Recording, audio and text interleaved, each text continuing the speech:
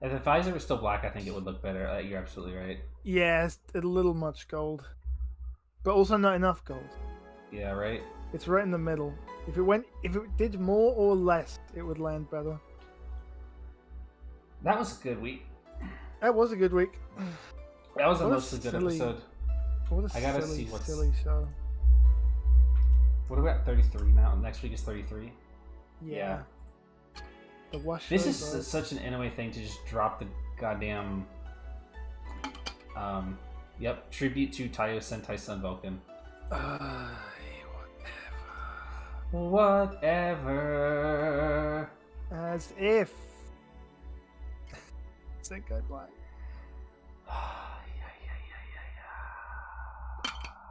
Who asked? Who fucking asked? I didn't click on Sun Vulcan. No one ever clicked on Sun Vulcan. No one's ever seen Sun Vulcan. No one has ever watched Sun Vulcan except for Stan Lee. That's right. World's only Sun Vulcan fan, Stan Lee. Sorry, that just got really loud for a second. Oi, Yeah, sorry. blasted. It's funny to find out that Fana Mary didn't actually die. Yeah, what a cheap knockout or a fucking cop out. I guess I feel like that's a stupid thing to say, but I do feel like that's kind of a cop out. If they're gonna kill, they killed the first two guys. They killed the first one guy. It sure as hell hasn't been an implication. Yeah, no. They killed No-san in the first episode, and they killed that And the CEO penguin. guy. The penguin, Yeah, yeah. it's true. They legit killed those guys. Those guys are dead, but if you retire, But if you're retired, the who? Oh, you think I fucking paid attention to the 9,000 extra writers that like were never going to matter? No, I don't remember that. But yeah, it just feels like a weird cop out to be like, well, some people die if they lose, but not if they lose by point values. They should just die. Maybe somebody was like, hey, wouldn't it like kind of be crazy if like the 70 or 90 people who participated in the game that got knocked out the first round, just like 90 people just suddenly turned up dead? That would be crazy, right? That would be crazy. That would be like a lot of people dying at once. That would be like... No. Wasn't that literally the point of Squid Game, that nobody would ever notice? That was one of the points of Squid Game, that hundreds and hundreds of people can die and nobody would actually care. Right? As far as I know. Well, you didn't watch... You should watch Squid Game. I didn't watch Squid Game. You should watch Squid Game Season 3. Squid Game! Squid Game! And part of the point of Squid Game was that because... But, like, this is a totally different... We can't keep comparing this to actually, like... Like, I can't narratively compare Kamen Rider Geats to Squid Game. Sora! It couldn't. It could never. Bye, Bitey. It could never. What actually happened this week in Geats?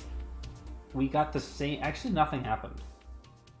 They kicked Mary out, yeah, but like... We learned he was... He was a cunt. We learned that he wasn't as funny as I wanted him to be.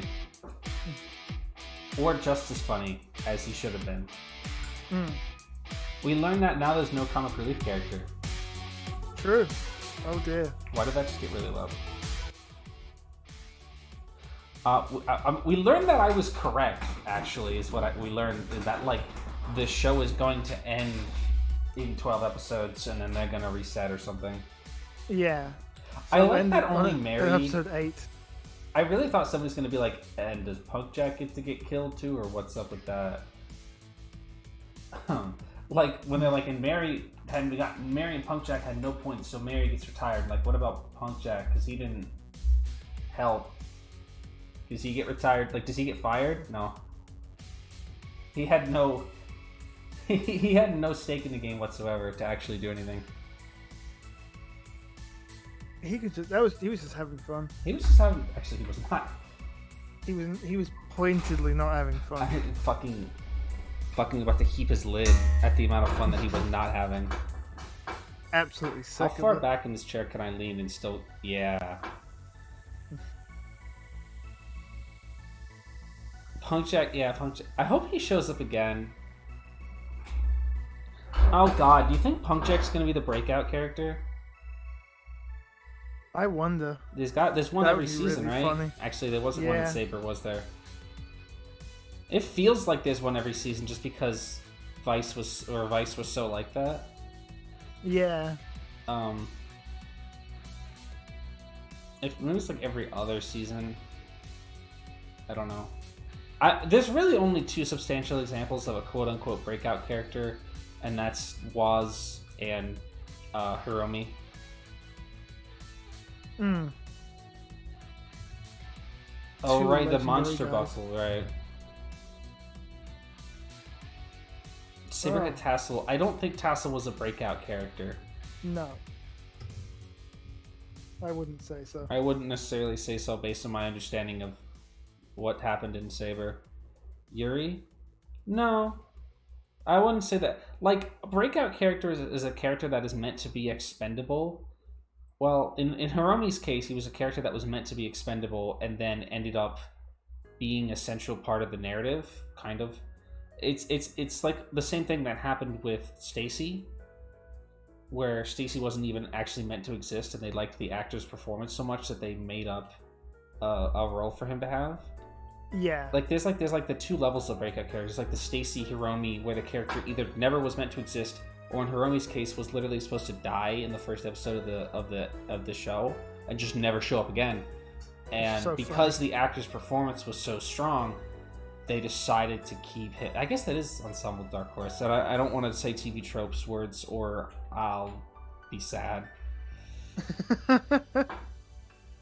Can't be bringing. The other version of that is Waz, who was such a breakout character that the writers made all of the wrong possible choices in eliminating his ability to be a character. Yeah. Which is also kind of what happened with George.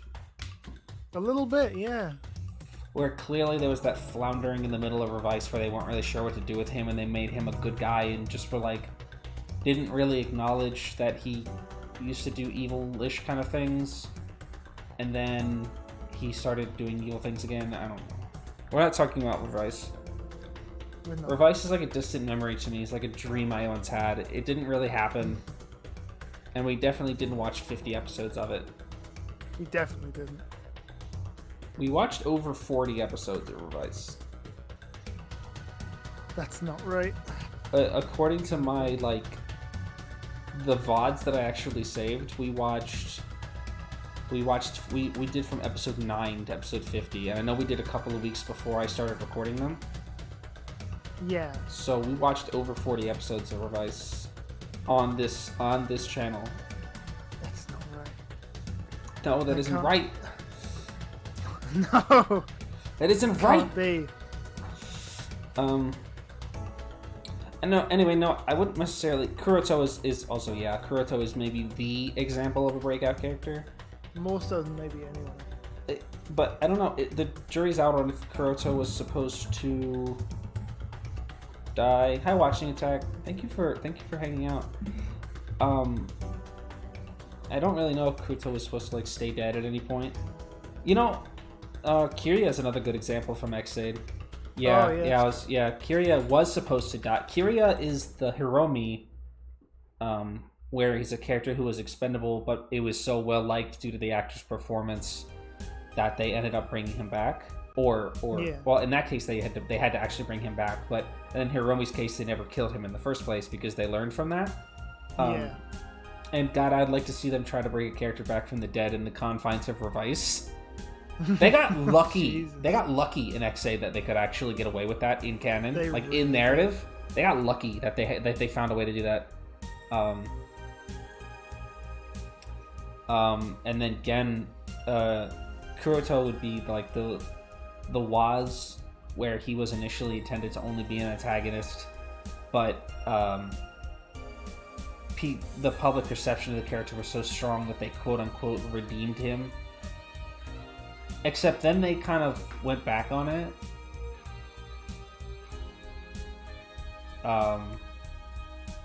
Like, you know, like he's like the bad guy now or whatever. I don't really know what his status is. He's a villain, right?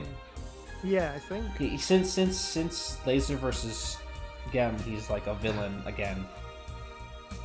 That was a complicated movie. He's not in Geats. Stop saying that. Him. He's not. That's not true. We made that up. It's not true. No way. Game Master. Master fucker. Do you remember like fucking 6 weeks after X8 ended and Evolt called himself a Game Master and everybody got really upset about it? I do remember that. Yeah, that was like it was like 4 or 5 episodes. It was it was like 4 or 5 episodes into the show. The Hawk Gatling one. He was like, "I'm the Game Master," and I remember everyone's like, "Shut the fuck up! Stop! We've had enough." Why would you say that? Why would you say it? Anyway, the question is Punk Jack the next breakout character? I say really yes. I want him to be. A man who never shows his face and never speaks. All you need. All you need. All you need. He better get plenty of. The breakout character is going to be the guy who answers the phone in that room.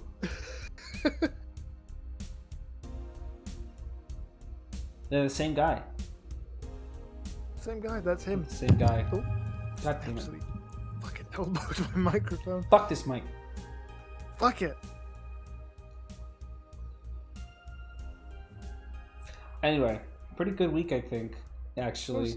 Yeah. Who's the breakout character in Donbrothers? No one. No one. I don't think Inoue doesn't bend to shit like that. It's the ninja guy. Oh fuck, that would be really. Inoue doesn't. He died. Inoue doesn't bend to shit like that. No, absolutely not. If he's gonna kill someone. Inoue is literally the opposite of that. Like he fights tooth and nail to not have to introduce new characters. That's why fucking Momotaro or Murasame and Goku are nothing. Yeah. Murasame's written explicitly to be a breakout character like Stacy was. Or, not written. Yeah, because Toei demanded that they put him in there, and in a way, literally, is like, I don't know what to do with this. How dare you ask me to do something that wasn't in my original vision?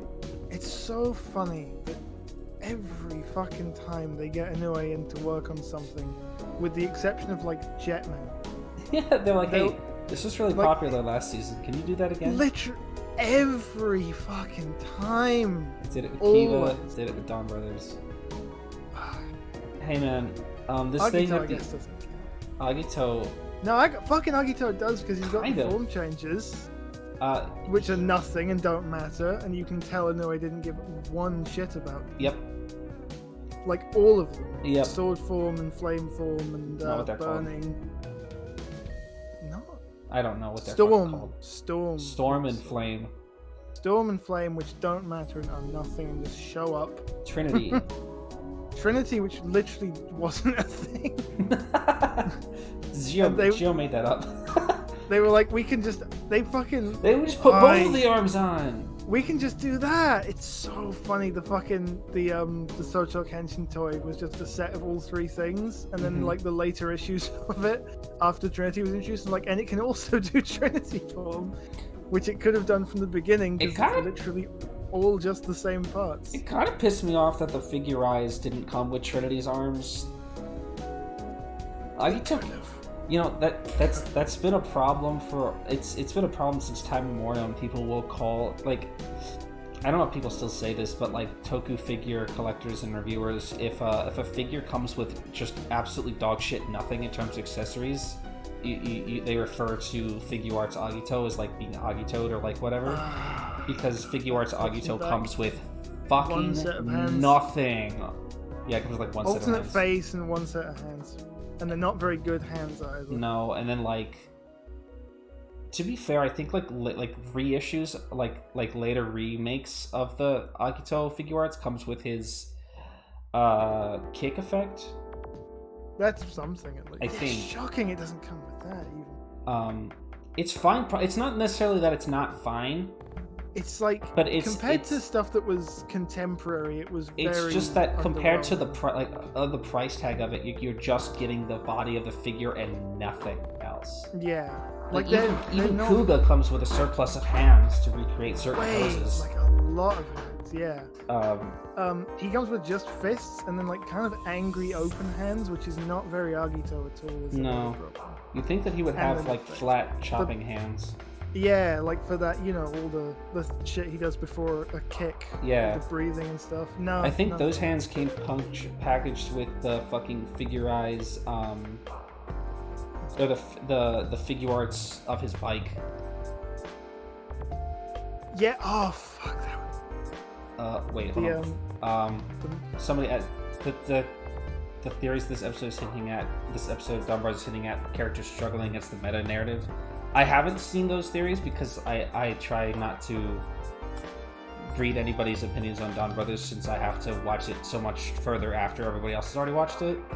I mean, I don't know.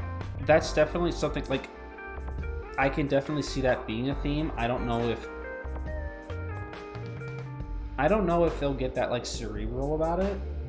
No, I do. So typically Toku doesn't get that cerebral. It does sometimes. Like I'm not doubting that Inoue could do it or isn't going to do, like, is or isn't going to do it. I'd be interested if they do that. I'm just wondering if they're going to like push that all the way through, or it's just going to be sort of like subtext.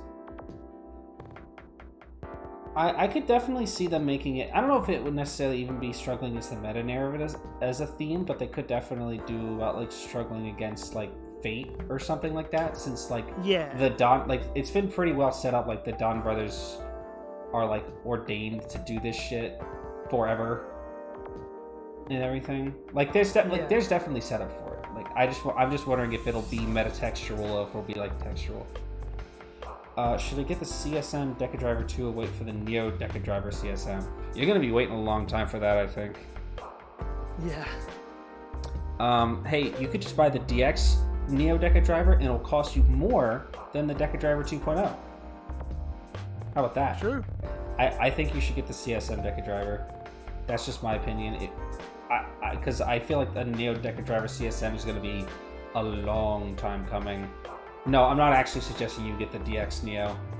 There's no reason to buy that.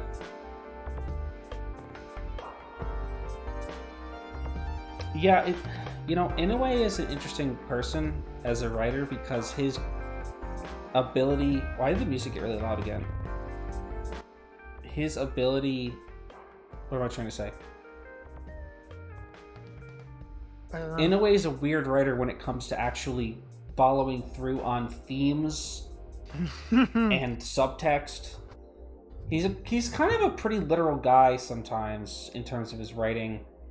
I don't know, he strikes a weird balance with like subtext. There's a difference between subtext and just not really following up on stuff. Yeah. That he has a bad habit of not necessarily ordaining one or the other. Like Vice is a good example of that, where I feel like he drops the ball on a lot of like character narratives.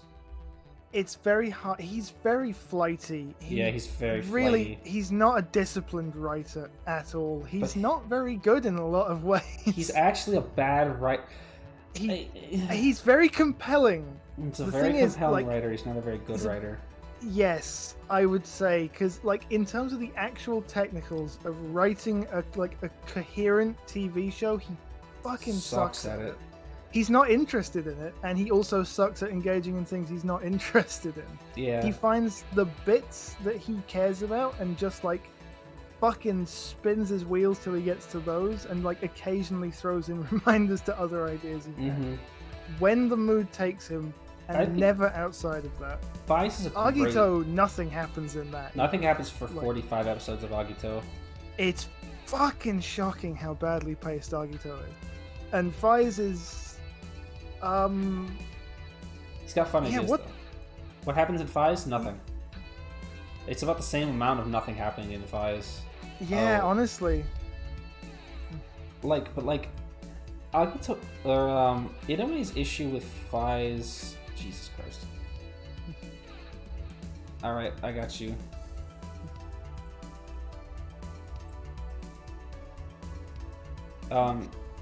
You know, there's bits of Fies that have really compelling, like,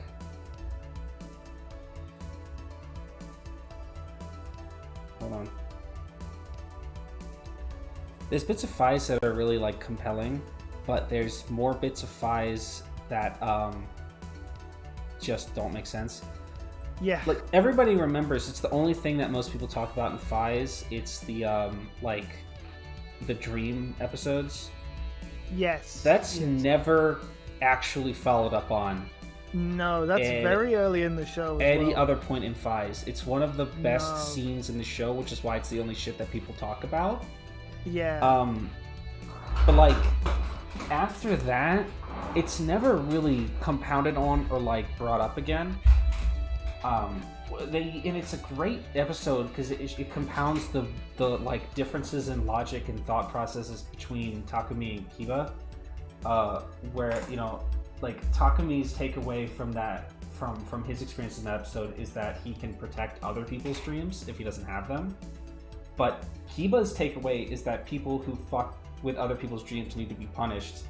Like Takumi takes a reactive approach.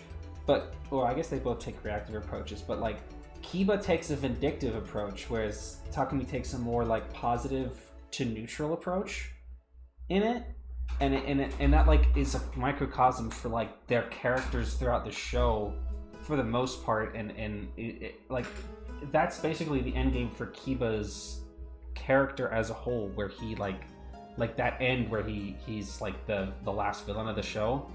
Yeah, like that starts there. You know, technically it starts when he kills his fucking fiance's boyfriend.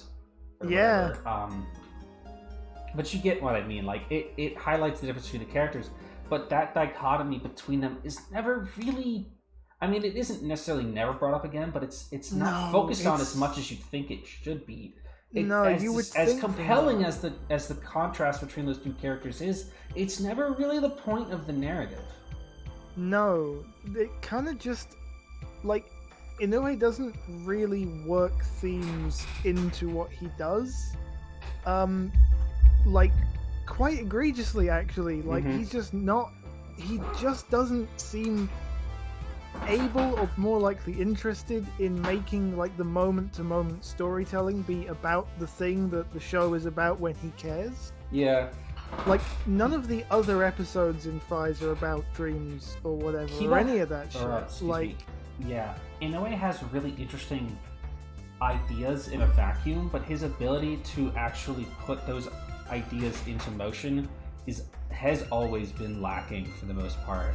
Yeah, except apparently in Jetman, from what I hear. Yeah, I guess Jetman is kind of... Well, Jetman's like the oldest thing he ever headed, right? As a head writer, yeah, I believe so. Yeah, so, like, I feel it's hard to... Well, okay, no, some of this is objectively, like, a problem, but the thing I've said in past, where he's not really that good at doing the thing Tokusatsu does, where it makes power-ups be related to the character writing... Yeah. I would like to amend that statement, because that's not strictly his fault. Because when he started writing these things, the emphasis on selling toys through stories like that wasn't such a thing. The only toys you had to sell when Jetman was coming out was the robots. That's it. Or like, the roleplay toys. But he didn't have to sell a new robot every 2 weeks. There was Jet Icarus and Tetra Boy and whatever the other super robot. He only had to sell like 3 robots, and he worked them into the narrative naturally enough. It's not too... Yeah, it's an easy load to work with. Like, it's 5 members of a team, and then, like, 3 robots across the whole show. You can manage that, but he's never liked doing that. He's never liked having to sell, like, any kind of toys, or even functions within the toy, because, like, as early as Agito, you can see him not caring about form changes. Because Burning and Shining just fucking appear. Like, he'll just write them in, and they'll have nothing to do with where the character is. No, whatsoever. It'll just be like, and now it's time for Agito to be stronger. Yeah, like the narrative demands that Agito be stronger. We Because take this to the literal extreme in Fives, where Takami's literally handed upgrades in the mail. All of them. He fucking gets mailed Blaster. It's appalling. It's really not good. It's that is the specific scenario, which is so stupid. It's hilarious. I can't bring it to myself to genuinely criticize that because it's so stupid. It's actually really funny because like he had to know. Like, yeah, he had to know. They let him do it, to be fair. Or rather, they couldn't stop him to do it. Donbrothers is 3/4 done. You've yet to explain who gives them their powers, where do the Robo Towers come from. Yeah, and that's not necessarily always...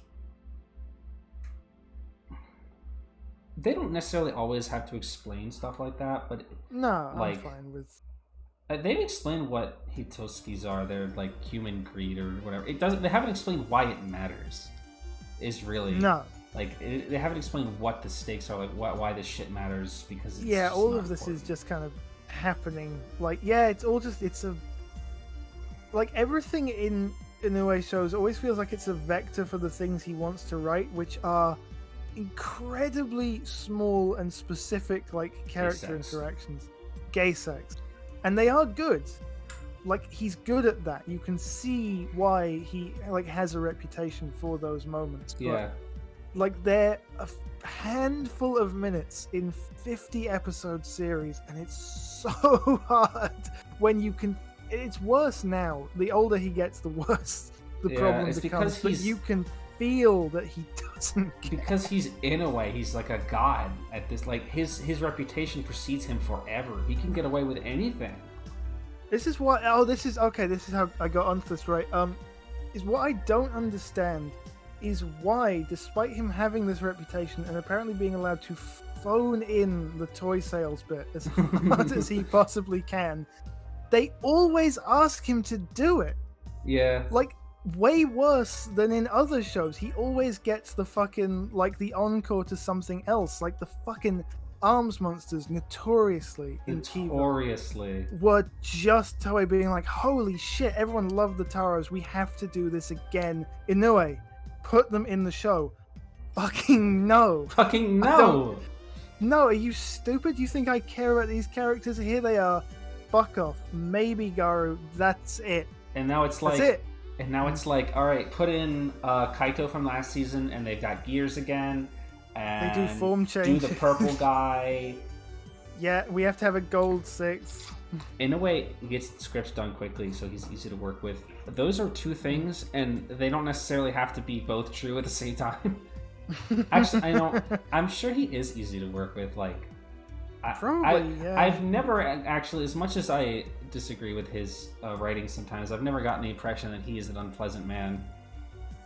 No, it never really, his writing never comes across as the writing of a man who is unpleasant. Just a man who's insane and is a bad. It's just a man who's not a good writer. Yeah, more than anything else. It's really where it comes down to it. I don't mean that disrespectfully. Like, I'm not... Oh, I do, I guess. But, like, I'm not being an asshole when I say that Inoue is not a good writer. It's just that he's not a technically proficient writer. No. Inoue needs to do... Here, I'm going to say a thing, and it's going to be, like, legitimately true. Inoue needs to do what Tomino did in 1999 with Turn A. Okay? No. Listen, all right? So in the 60s, in the 70s and the 80s, Tomino was like just the creator of Gundam, right?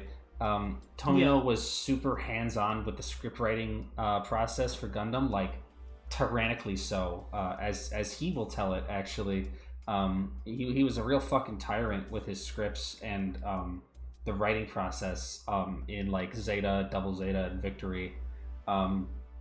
I guess Char's Counterattack. I don't really know about that. But in Turn A Gundam, he took his hands off a lot. He would write the basic outlines of what he wanted to happen in episodes, and then he would let his writing team like fill in the dots. which resulted in a show that was very distinctly still his style of storytelling and still his voice as a as a director, but like a lot less disjointed and fucking stupid, because it had a review process. Like, he would give them an outline, they would construct a story, and then he would like finish it off. Like, he would like make like final edits to the script, not on every episode apparently, but like it's that collaborative process that made Turn A lot more coherent and like 10 times better than anything Tomino ruled over with an iron fist as a writer.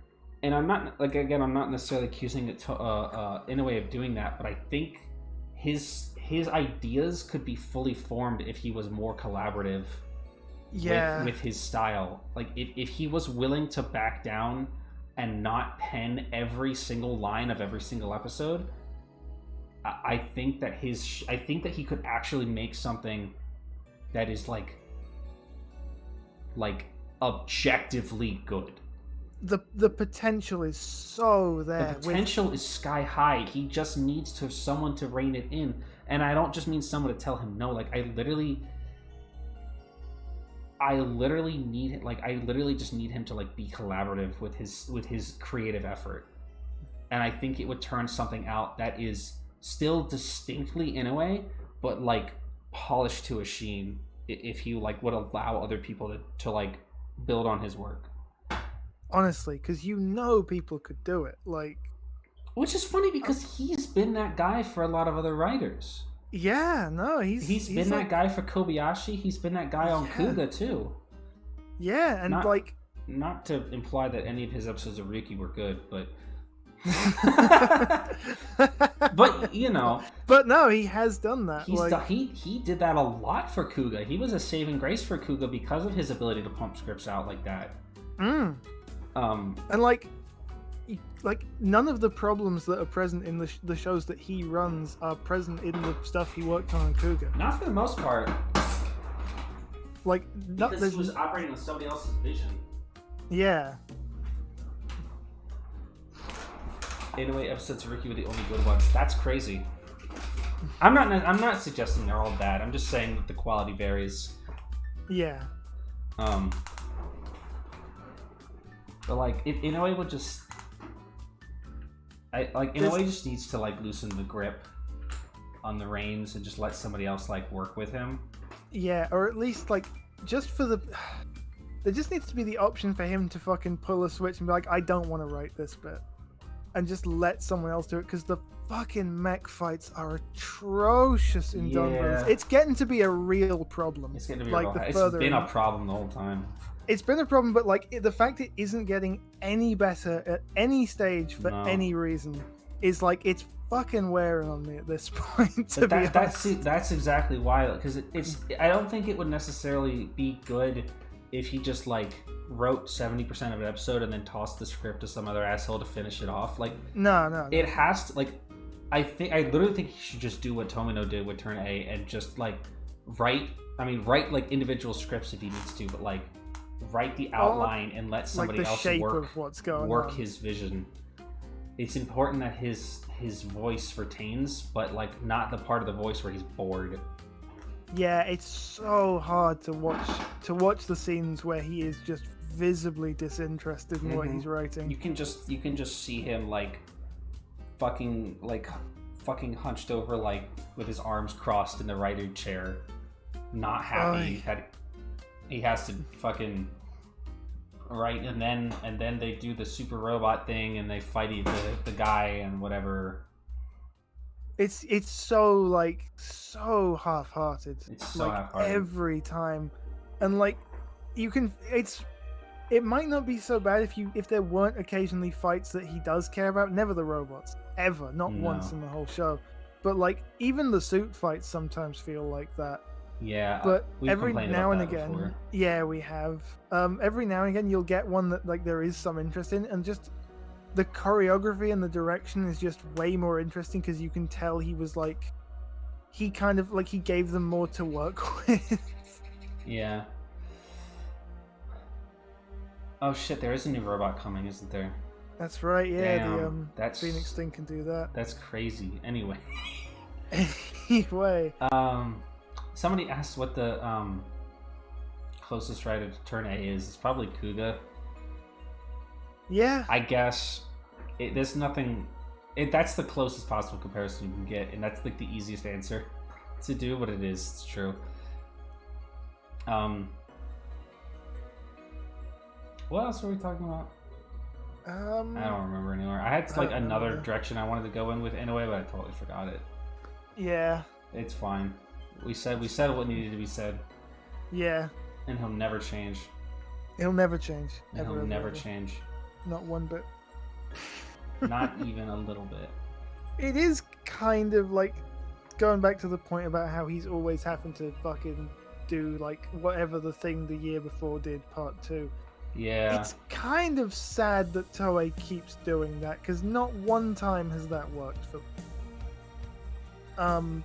ever. Like, no one remembers the arms monster. Nobody remembers the armed monsters except people who like Kiva. Yeah, which, like, of course, like, they haven't got much going on. No. Yeah, they don't get much. Except for Jiro, because, Sorry. like... Because he was in Geo. Whatever. Inu Brother, you think Inu Brother is Inoue's favorite character? Yeah, probably. That's fucking him, funny. On the whole, Inu Brother has definitely had more to do than any other member he's of the like team his on own, his own. He's like his own guy. Yeah, he's deliberately kept separate from them. Other than that, it's Taro and Sonori. Yeah. But only as a package deal. Like, he doesn't care about either of them individually, but both together. Like, that's the most engaged he gets, because he loves to write men doing shit like that. That fucking thing that Sonori said in this with the comparison to like the sea and the sky, and they share the same blue. It's disgusting. It's so fucking good. Oh, when he's that's the only thing that it. Inoue wanted to do in this episode was just that scene. So he literally just reused everything else. He didn't even have to write. He just lifted it from the last. Which is a peak example. Inoue just writes whatever he needs to do to make Toei happy, so he can do what he wants to do. It's all in service of like the 5 seconds of an episode that is important to him. Yeah, that's all. This was maybe the most of that I've ever seen, because like it was the same as the first Duel episode. It was the same, except for the Sonori and Taro The stuff. meta narrative. The meta narrative. Of Inoue just being like, I don't fucking care. Yeah, don't. Haruka didn't last too long as the quote-unquote protagonist, huh? Yeah, she kind of hasn't. She kind of hasn't had much to do. The story outgrew her perspective. Yeah. I mean, it was fun. I'm not really necessarily unhappy with it. No, it kind of. I don't know how much more we could necessarily do from. It was a novel, like, it was a novel concept well executed in the beginning of the show. Like, the narrative outgrew the need to have her perspective be the perspective that we see things through. Like, it's not important enough anymore. Yeah, no. I'm fine with it. Like, I don't really mind too much. I wouldn't really consider it a win or a loss for like fucking feminism. No. It did its job. It was nice. It was novel. Now it's time for gay sex. Sex all the time.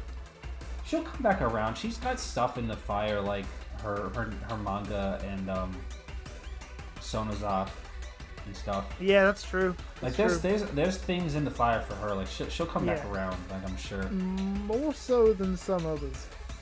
Yeah. On the team. Nobody else actually had anything going for them.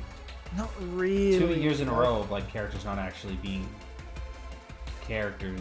Saru is definitely slipping into that. He's definitely gone. He's lost his. At least he got more fucking focus episodes than fucking Room did.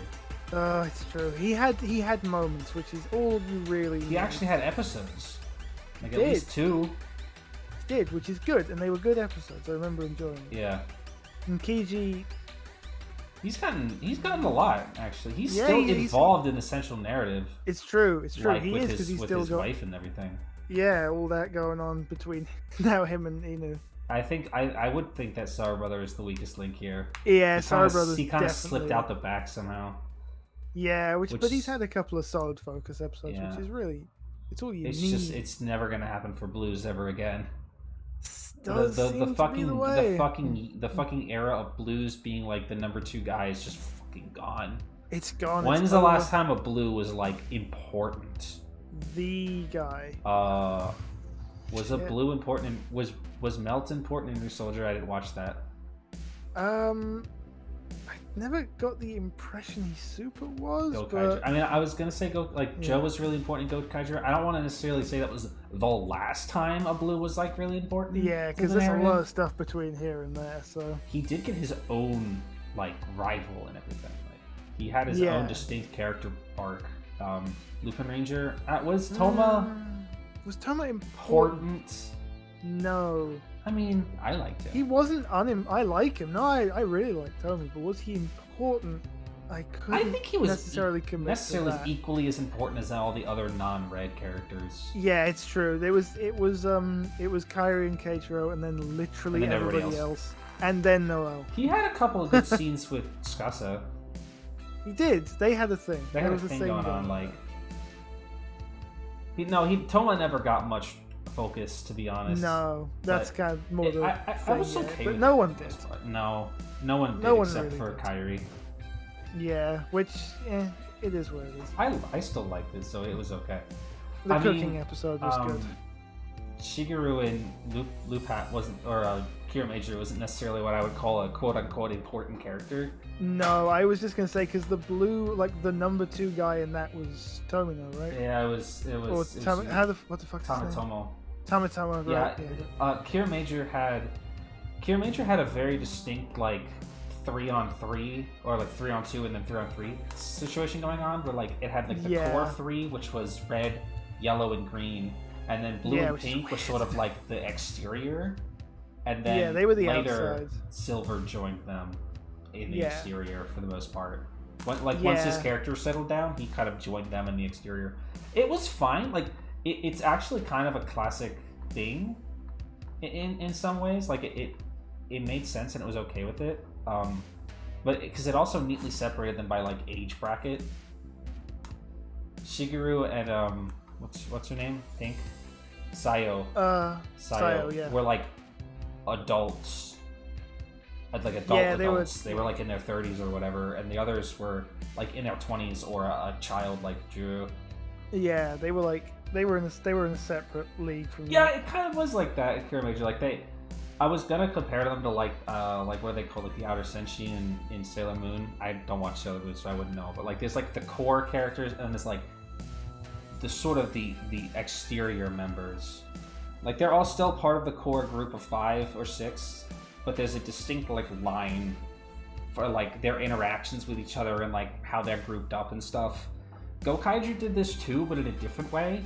In Gokaiju, in the initial lineup of 5, there was red, yellow, and blue, who were like the core 3, and then green and pink kind of operated on the like on an exterior, like on a separate axis, because those were the 3 like founding members of the Gokaijus, and they were like the combat oriented members of the team, and then green and pink were later additions and like are geared towards other aspects. And then when Silver joined, he like thrupled up with green and pink to make their sort of like it kind of came down to like the 3 hard ass characters and like the 3 gay ones. Yeah. But like Yeah. it's a very neatly distinct like 2 sets of characters without them necessarily feeling like fragmented. Like it was a team of 6, but they were like distinct like archetypes within the group. Yeah, the 3 silly guys and like what the fuck are you doing? Sorry, I need my microphone that time. I elbowed it earlier. Fuck this mic. Fucking, I'm just giving Fuck it off. business. In my shit. Anyway, who was the is it too much to ask for all members to be equally important in Sentai? It is. Yeah, It is. People have it been is. debating this since time in memoriam, it got really bad around Kyoryuger. Everybody really resented Kyoryuger for the what did we used to call it? Red bias, I don't remember if that's what we called it. It was something like that. The idea that a Sentai show is bad if there's too much focus on the Red Ranger instead of everybody else. Always gonna happen. Red centric. That might have been what I think that was it. I think people used to say red centric. Nobody really complains about that anymore.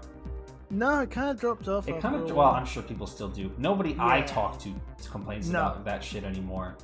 None of our friends. That was also something I do remember people sort of complaining about that with Q Ranger.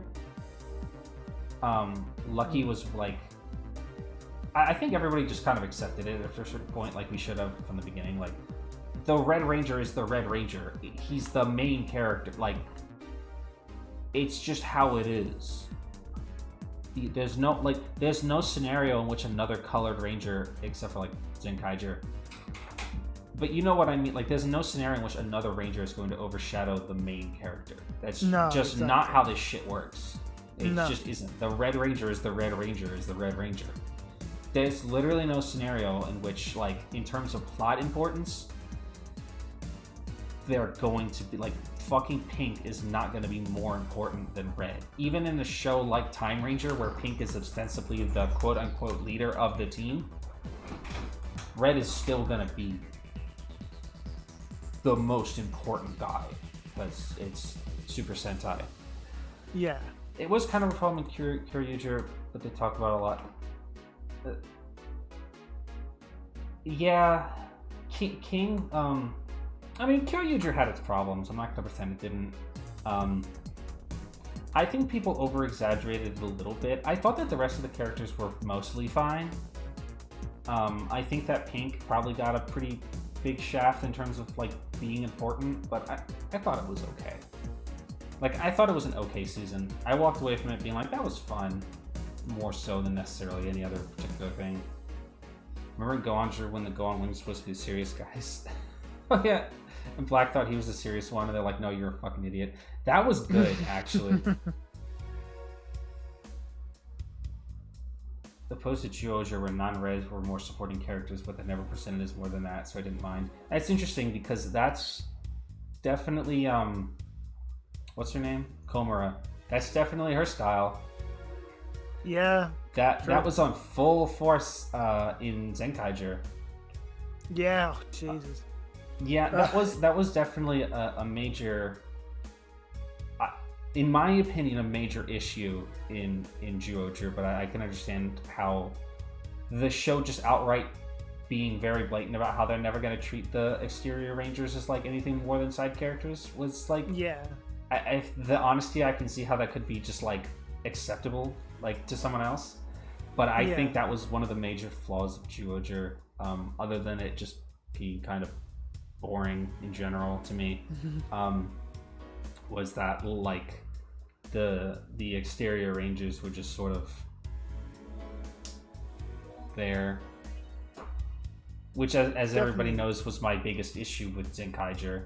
Yes, as we have talked about at length, that is our back biggest, in the day. That is our biggest issue with how Zenkaiger turned out. That was, I think that was a real source of pain, especially in the back third of the show. It was hard to get accustomed to, because it wasn't immediately clear just exactly that was what was going to happen. No, it wasn't said up front that these guys were not going to matter, so we kind of got a little invested. Yeah. They didn't make it as... It's ironic, because I feel like Zyuohger did make it more clear that they're all sort of just an entity, like the other Rangers are like a group, but they actually had focus episodes and like Zyuohger operated like a normal Sentai, for better or worse. Yeah. But we kept waiting for Zenkaiger to do, focus episodes for the characters, and just never did it.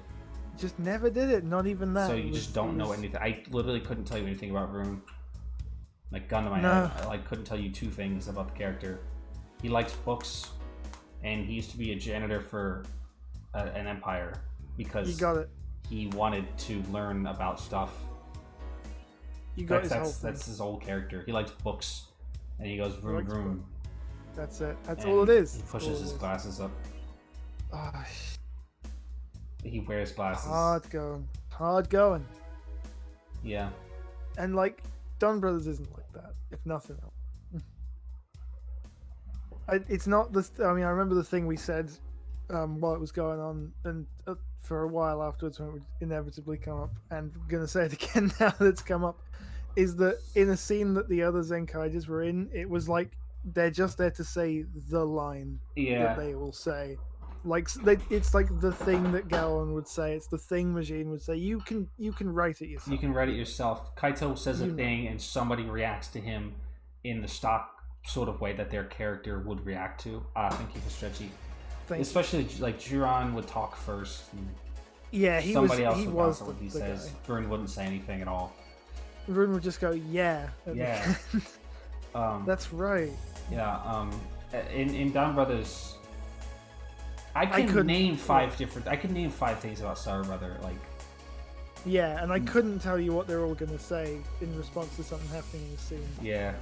Not necessary. It's more varied. There's actual character writing instead of just like stock crap that the characters say, so that we can finish the scene and move on to like fucking boiled cabbage world. Whatever. Outside of the mech stock footage. Yeah. Which is that is actually the worst part of the show. I have decided. I think just now. Yeah. That is the fucking least enjoyable bit. And I'm glad some episodes we don't do it, but every time we do it and everyone just has to say a line over the stock footage that we've seen. They're just talking over each other now. Sometimes. Yeah, that was awful. I hated that. I really didn't enjoy that one bit. Each other. Maybe we should get the fucking translators credit for having to figure out what the hell they were all saying. Oh, Jesus. Yeah, that must have been fun. Pinnacle shit neck fights in Donbrothers. I would agree with you just because like what was happening before that was actually like interesting. Like, yeah, it just got in the way. Like, it literally just got in the fucking way. Like nobody wanted that, and it looked the worst that it has ever looked. Yeah. Which is shocking. I don't quite know how that has happened because a lot of like with whatever the fuck it was, Black Oni Taijin, that's new, so I would understand. But it's got like 2 new parts, and otherwise it's literally just a color swap. And Toradora Oni Taijin has looked fine before, and somehow in this episode everything looked worse. Yeah, I don't know. I'd swear the models looked worse or something, but they can't have. It must have just been the rendering or the lighting. I'm not familiar enough with how they do the CG, but it was bad this time around. Fucking actually rough. It was not looking great. Hopefully Black Oni Taiji never shows up again. I literally would not be surprised if it doesn't show up again at all. Like, it might show up once again or something, twice. But like, yeah, you know, like Black Jiran Gaon showed up twice. Yeah, I thought that was going to be a thing, and then it just kind of was there, and then then they beat it the next episode. Yeah, like not in a two-parter way. It just showed up again. They showed up again. They beat it again, and it just never offhandedly destroyed it. Stacy never did it again. Just like most things that Stacy could do, that he just did like once or twice and never did it again. Yeah. Because everything that Stacy could do cost a lot of money budget-wise. Yeah, getting suits out, pulling up stock footage for finishers from old shows. They were fucking funny for doing it that one time. That one time, but I guess they did the most. You know, maybe they were worried about damaging those legacy suits. Yeah, maybe. You probably don't. You know, they did some fights. Play with them too much. Now that I'm thinking about it, I feel like there wasn't actually a whole lot of like in that one time where they actually fought some of the legacy mechs, I feel like they weren't on screen together very much. Not a lot. I feel like there was a lot of cuts, you know?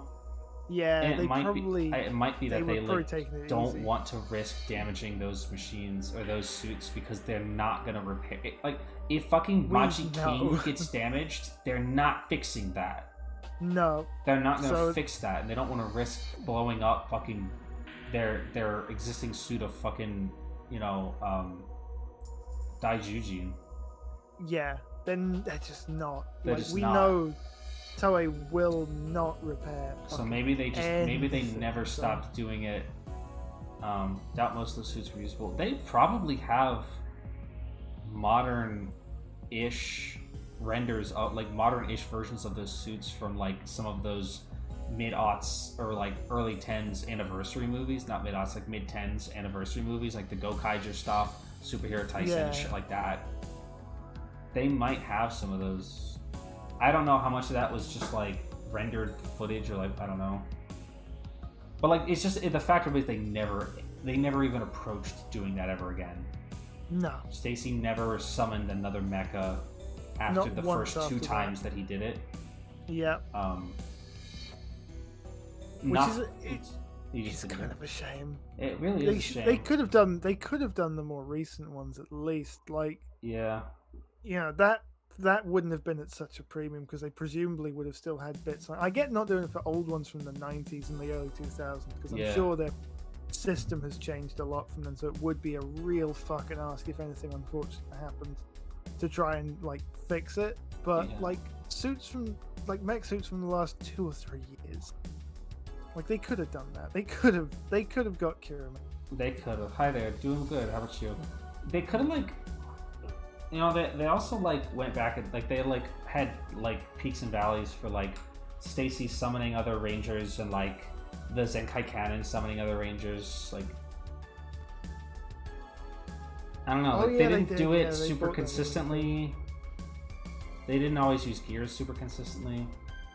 No. It's and I guess it's not really a problem, but compared to Gokaiger, it was like an odd thing where Gokaiger did like a Gokai change in like 48 out of 40, like 47 out of 49 episodes, like literally. I know because I counted in every single one of them. There's like 2, maybe 3 episodes in the entire run where they never, like in the entire runtime of the episode, they never used a Gokai change. They don't, like, Donbrothers doesn't do that because in a way doesn't care to do so. Yeah. And like it was inconsistent in Zenkaiger. I don't really think it was a problem. It just felt weird. It just made it feel weirdly tacked on. It wasn't as exciting. They did get through all the Zenkai gears, but there was like, because there was like a couple episodes where like they would just not do any of them, and then like in one episode they just like shit like 3 of them out.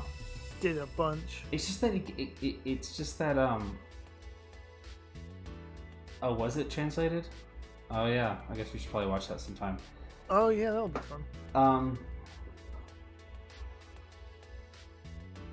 I just think like the gear thing ended up being kind of limiting. A lot of it had to just be like weird like CGI attacks, or like it wasn't as like easy to write around as Gokai changes are.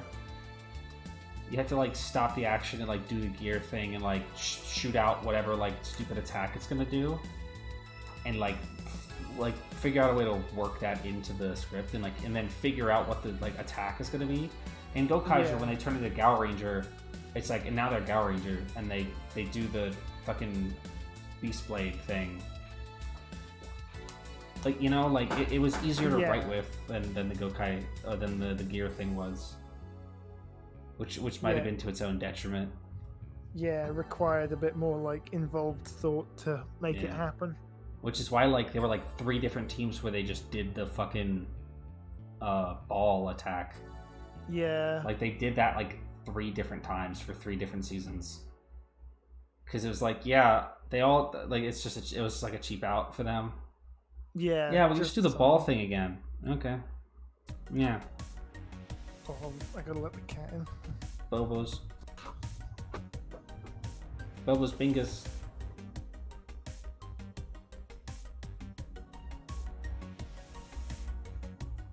Yeah. What's going on with Yukata Kobayashi?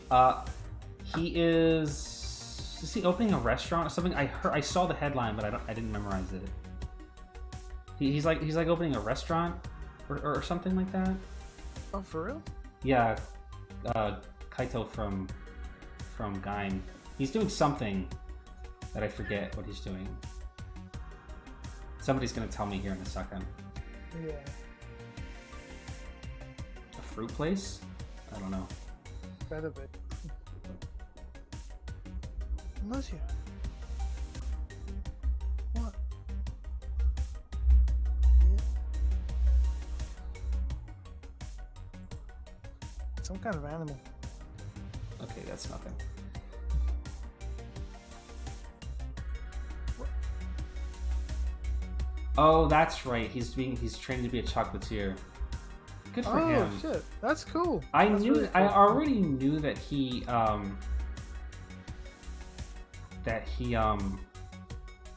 is actually a trained chef. Did you ever watch the Gaim Hyper Battle video? No. Okay, no. it's not particularly. It's actually quite nice. Like they did a couple of bits in there. Like the gist of it is that like Kaito or Kota is like, I want a new Loxy because orange sucks, and so they go through a bunch of bits of like him hanging out with the other characters and like them doing something or whatever. Yeah. Kaito's bit was like a TV cooking show.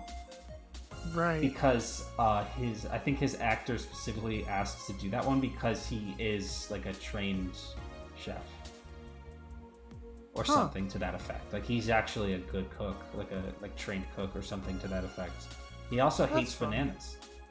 That's really. He hates eating bananas. He doesn't like bananas at all. He's like vehemently opposed to bananas, which is funny. That's really funny. Yeah. At least he wasn't when Gaim was airing, because he said as much in like a couple of interviews. And he's like, I hate bananas. I don't like eating bananas. They make me sick. Fuck off. And they're not an enjoyer. You know that everybody probably knows this, right? You know that he was almost cast as Captain Marvelous in Gokaiger? Yes. Yeah, everybody knows that, right? That's a very well-known fact. I think it was a scheduling conflict that got him off the role. And then, like, 5 years later, he was in Gaim. Can you imagine? Yeah, right? That would have been... That would have been weird.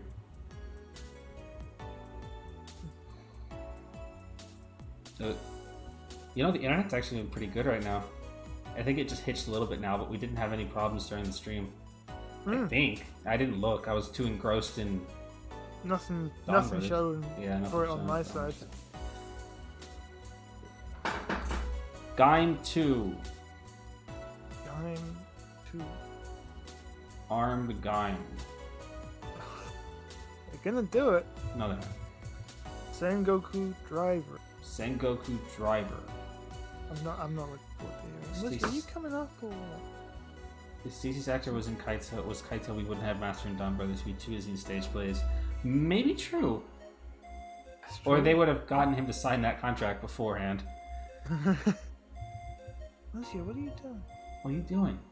She's up on the desk now. Snip The door's open, stupid. Yeah, come over here. Say hello to the people. Come here. Come here, speak into this. Baby. Hello? Yeah?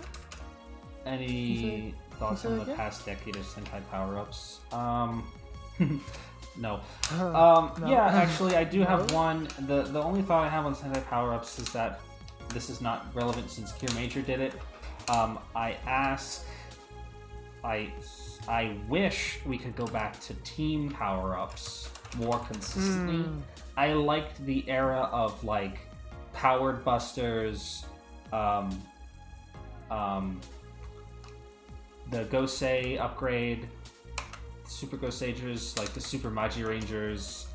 Yeah, Super Mario It's never is been really necessarily consistent, but I always prefer team-based upgrades to singular upgrades. Because it's mostly always red only.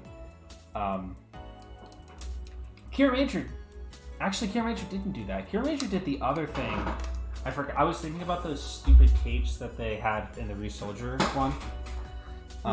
Cure Major did the thing that I think is the second best option, which is a singular power-up that everybody has access to. The Kiraful Go Arrow, Super Shinkenger, the Axel Tector and Bokenger. Those are a good example. I can't think of anything else. Yeah. But if you're not going to give everybody their own... Oh, the Hyper Resha and Tokuger. Yes. If you're not going to give everybody their own version of the power-up, giving one that everybody can share, like take turns on, is my second best option, because at least then, like, when it's time for, you know, the blue guy to have his upgrade, or when it's time for the blue guy to have his, like, big cool episode, he can use the super form. Oh wait, Gokyo Major did give everybody armor. I was right the first time. It's just that one of them has slightly different armor depending on who shoots it first. In Gokyo Major, the member who activates it has the gem in the center of the chest, but the other 4 members have the gem on the side for some particular reason. I don't know why. Yeah, no, you're right. I guess it's because that person there's only one Go Arrow. They don't get to they don't have to share that, which I thought was weird, actually. But like the Super Go Busters was fun. The Powered Morphin thing, I liked that. I liked it because they all had that. I liked how in Shinkenger it was a very like cool thematic thing when somebody other than Shinken Red got to use Super Shinkenger. You know what would be cool to see? I don't really understand why this never happens, but how is it always that when there's a team upgrade, the 6th Ranger never gets in on it? Yeah, I was it's like about that. Like Takamichi didn't get a Go Arrow form. He just doesn't. I guess it's because he's special in his own way, but it always just thought it was weird. I always just think it's weird. Like, yeah. Beat and Stagbuster don't get a Powered Morphin form. No. Gosei Knight doesn't get anything. Maji Shine didn't get anything. But fuck that guy. But fuck that guy.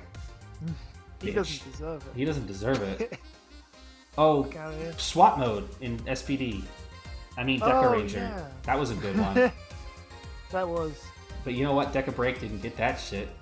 No. Fuck him. Fuck him. Real. They foreshadowed Goku getting an upgrade. Yeah, I think that's what I feel like they're definitely foreshadowing him getting a super, like a super mech maybe or something. I guess some comparison to Goldon. Yeah, it's somewhat possible that everybody else could use Goldon. That would be something. I wouldn't mind that. I highly, highly, highly doubt it. Just based solely on the fact that all of them have wildly different armor. They do. It's not something you can just slap over top of Saru Brother. It would be such a pig to make. However, I did just remember that the toy does have noise. It can recognize the different team members' gears. Interesting. And does make different noises accordingly. It's not the same kind of noise though. Like it doesn't do the whole thing. It does a different noise for Momotaro than it does for. Maybe it's just a finisher thing. Yeah, that could be it. Which is better than nothing. Yeah, I'll take it. I don't mind. But I don't know. I mean, I've only seen that from like one toy video on it. Which... Yeah, I wouldn't mind. I'm not particular. It's not like it's gonna matter too much. No. It's an NOA production, nice. So yeah. Yeah. No. Exactly. Also, I don't care. Like, I care as much about the toys as Inoue does at this point. Yeah. If Inoue doesn't, if the writer doesn't care, why the fuck should I care? Yeah, for real. It doesn't exactly advertise anything, you know? Yeah. Don't think they will because the name only works with Don. Oh, yeah. That's true. I guess that is a good point. But I really think it's just because, like, they would have to make separate versions to fit over all the other characters. Not to mention 2 of them are CGI. Yeah, that would be... Oh, yeah. We seem to be out of CGI money at this point, so... Tori Murasame sword. That's on P Bandai. Yeah, the Ninjak sword. Ninjak sword! What the fuck? Did you guys see they're making a Memorial Gokai saber? I did see that. That's something. That's gonna be like fucking $300 or some garbage. Like it's gonna be ludicrously expensive. Gonna be a bit more. Because I was like, oh, it wouldn't be that. I was like, oh, well, the Satan saber is only $150. That's a different line. That's That's fucking Artisan. That's the Artisan collection. Oh. That's not a memorial. That's not a memorial item. It's an Artisan collection item.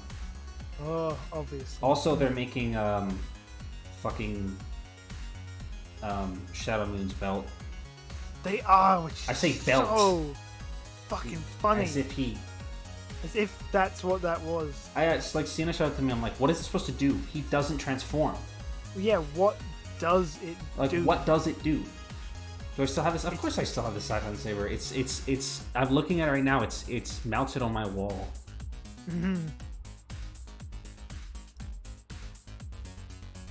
What does it do? What? That's why I was like, what the fuck does it do? Like, what noise? What would it do? Even gonna have? There isn't one. It'll have one sound effect and 100 voice lines. Yeah, like, probably.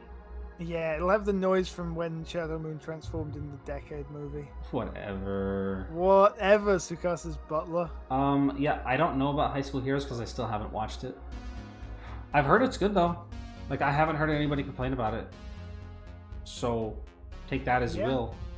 But I haven't personally watched it. No. Not for any particular reason, I just... Didn't.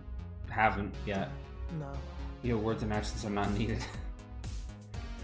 I hope it does say that. Too naive, Black Sun. Oh my. Like, the fucking sword says that shit already. Yeah. The sword has like fucking 3 dozen voice lines in it. It has all the times he goes. Clunk. Clunk. Clunk. Clunk. The fuck? Yeah, the episodes are kind of long. It's like a long form miniseries. What is it gonna do? What is it gonna do? Sienna said that it's probably just like a mod of the reissued Black Belt that does the TV thing. Right. But I was like, it probably is. But he doesn't fucking transform. There's nothing it can. There's nothing it can read. It doesn't do. He doesn't do anything. He's just there. Do not bother me. I will wake later. I will resurrect later. Let me fucking chill. Later. Do not fucking at me. Summer. 34 episodes. What a fucking king. What a fucking funny guy. I think they should release the dumb little like saber Satan daggers that came out in Black RX. In RX, yeah. Fuck. I watched those episodes of RX. It's the only shit I've seen from RX. It's the only shit anyone I think has any interest in from RX. No, Gate Zone is there. Oh, that's fucking true. He doesn't. They don't deserve that shit.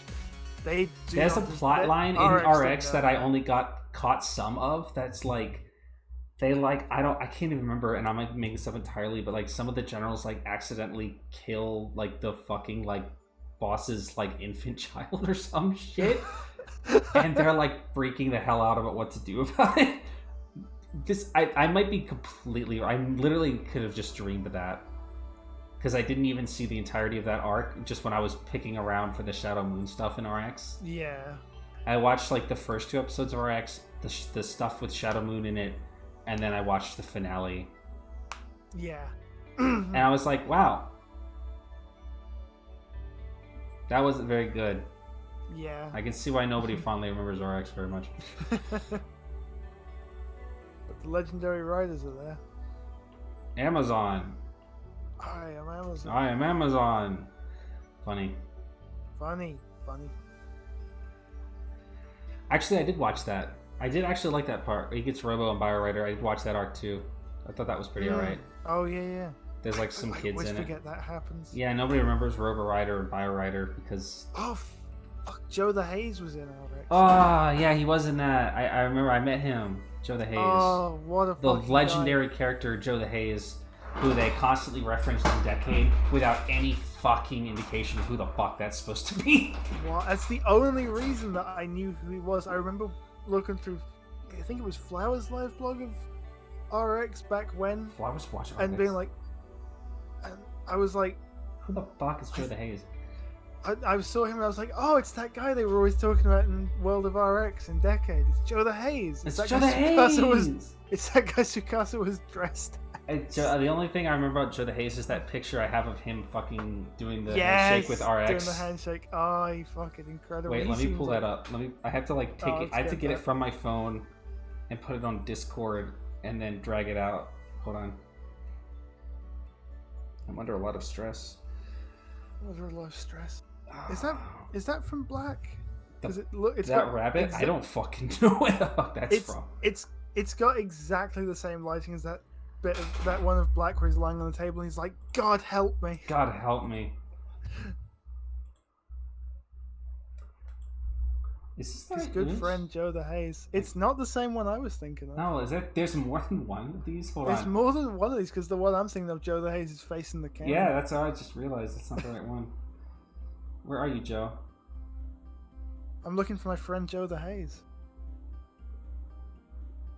Why did they make such a poke?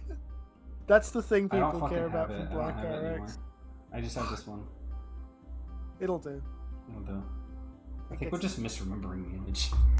No, I know he's looking right at the camera. I can see it in my mind's eye. My good friend Joe. My good friend Joe the Haze. Why did Tsukasa come out dressed like Joe the Haze? I don't know. Of all the outfits he's had across every world he's been in, that one raises the most questions. Because that's just the only time he's just been a guy. Like he's been like he replaced somebody. Yeah, he was Joe the Haze. Everything else, he's like a fucking defense attorney or a policeman. He replaced that guy. He fucking he quantum leaped him. Shut up. Whatever. Time myself out again. Whatever. From fucking talking about quantum leap. Talking about quantum leap. Last time I had to do it from talking about Buffy. Whatever. Full of them. Quantum leap is fucking. Joe the Jays.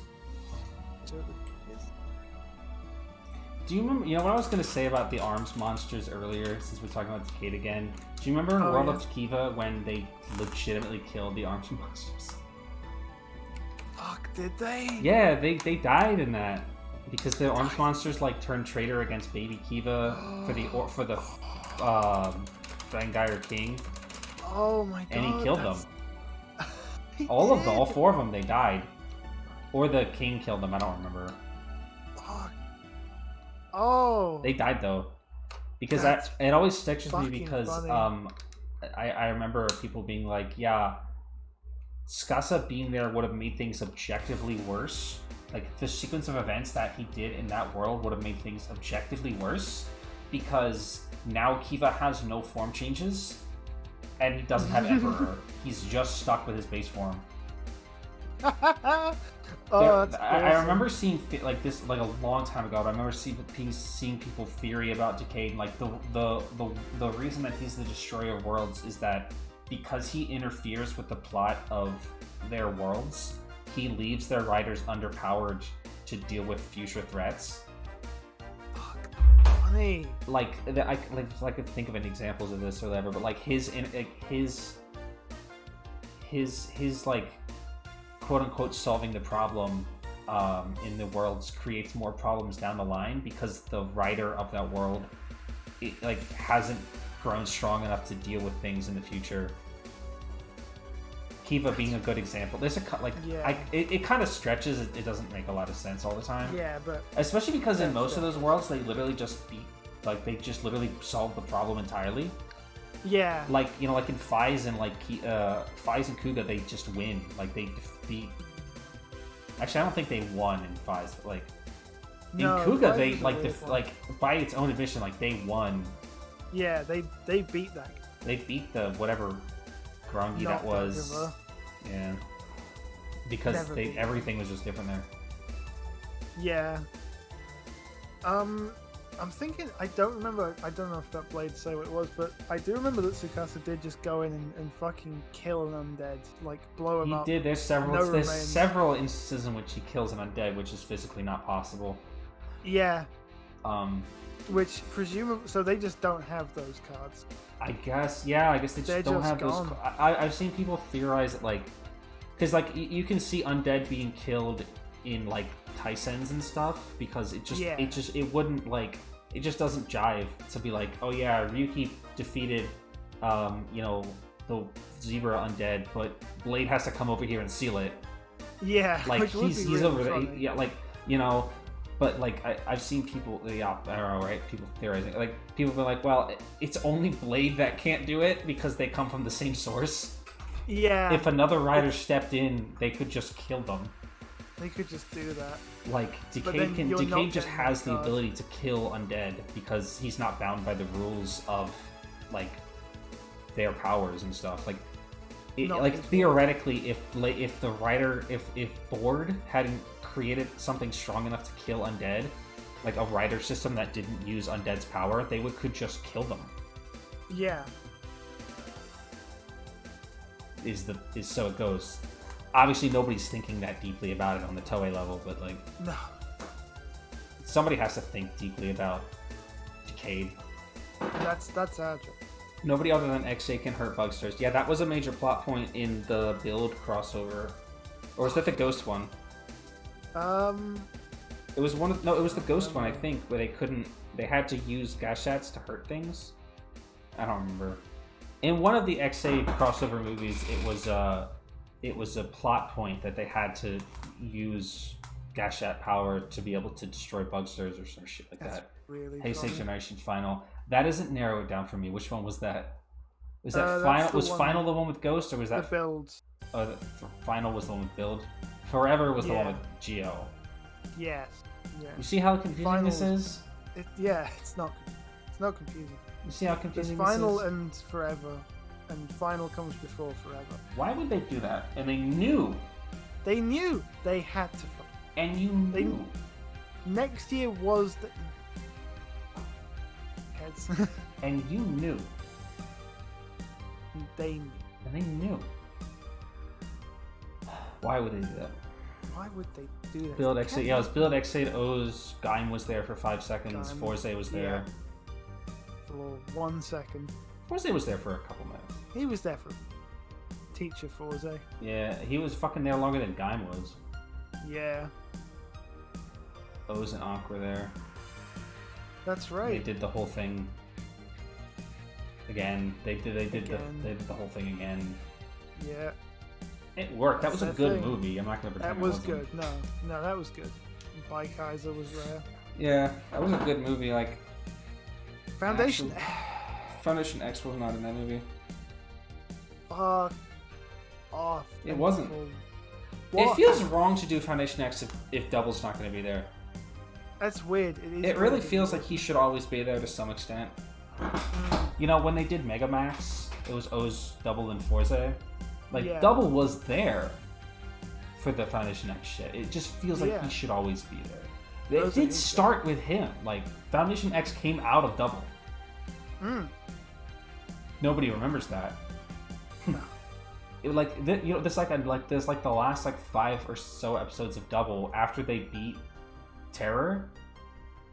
Then they have to deal with Utopia, who's the Foundation X guy. Like Foundation X seriously. Foundation X started in Double in the actual television show, and then it got expanded forward into the Taisen movies, and then dropped completely. Gone forever until final 10 years. It should have ended in Double 2. I liked the way that they used Foundation X as like a new Shocker. Except they couldn't keep it in their fucking pants with Shocker. It was too good of an opportunity to pass up for the anniversary with O's. Yeah. I do get it. There was too big of a fucking get not to do Shocker with Ichigo and Nigo and everything in the Den O's movie. I get it. I get that. I'm willing to let them have that one because also that was a fucking good movie. It was. But they should have just cut Foundation X in Megamax. With Forze, O's, and Double, that should have been the end of Foundation X. They should just cut it there because they had no interest in pursuing that shared universe after Forze ended. Wizard had none of that. Not really. No.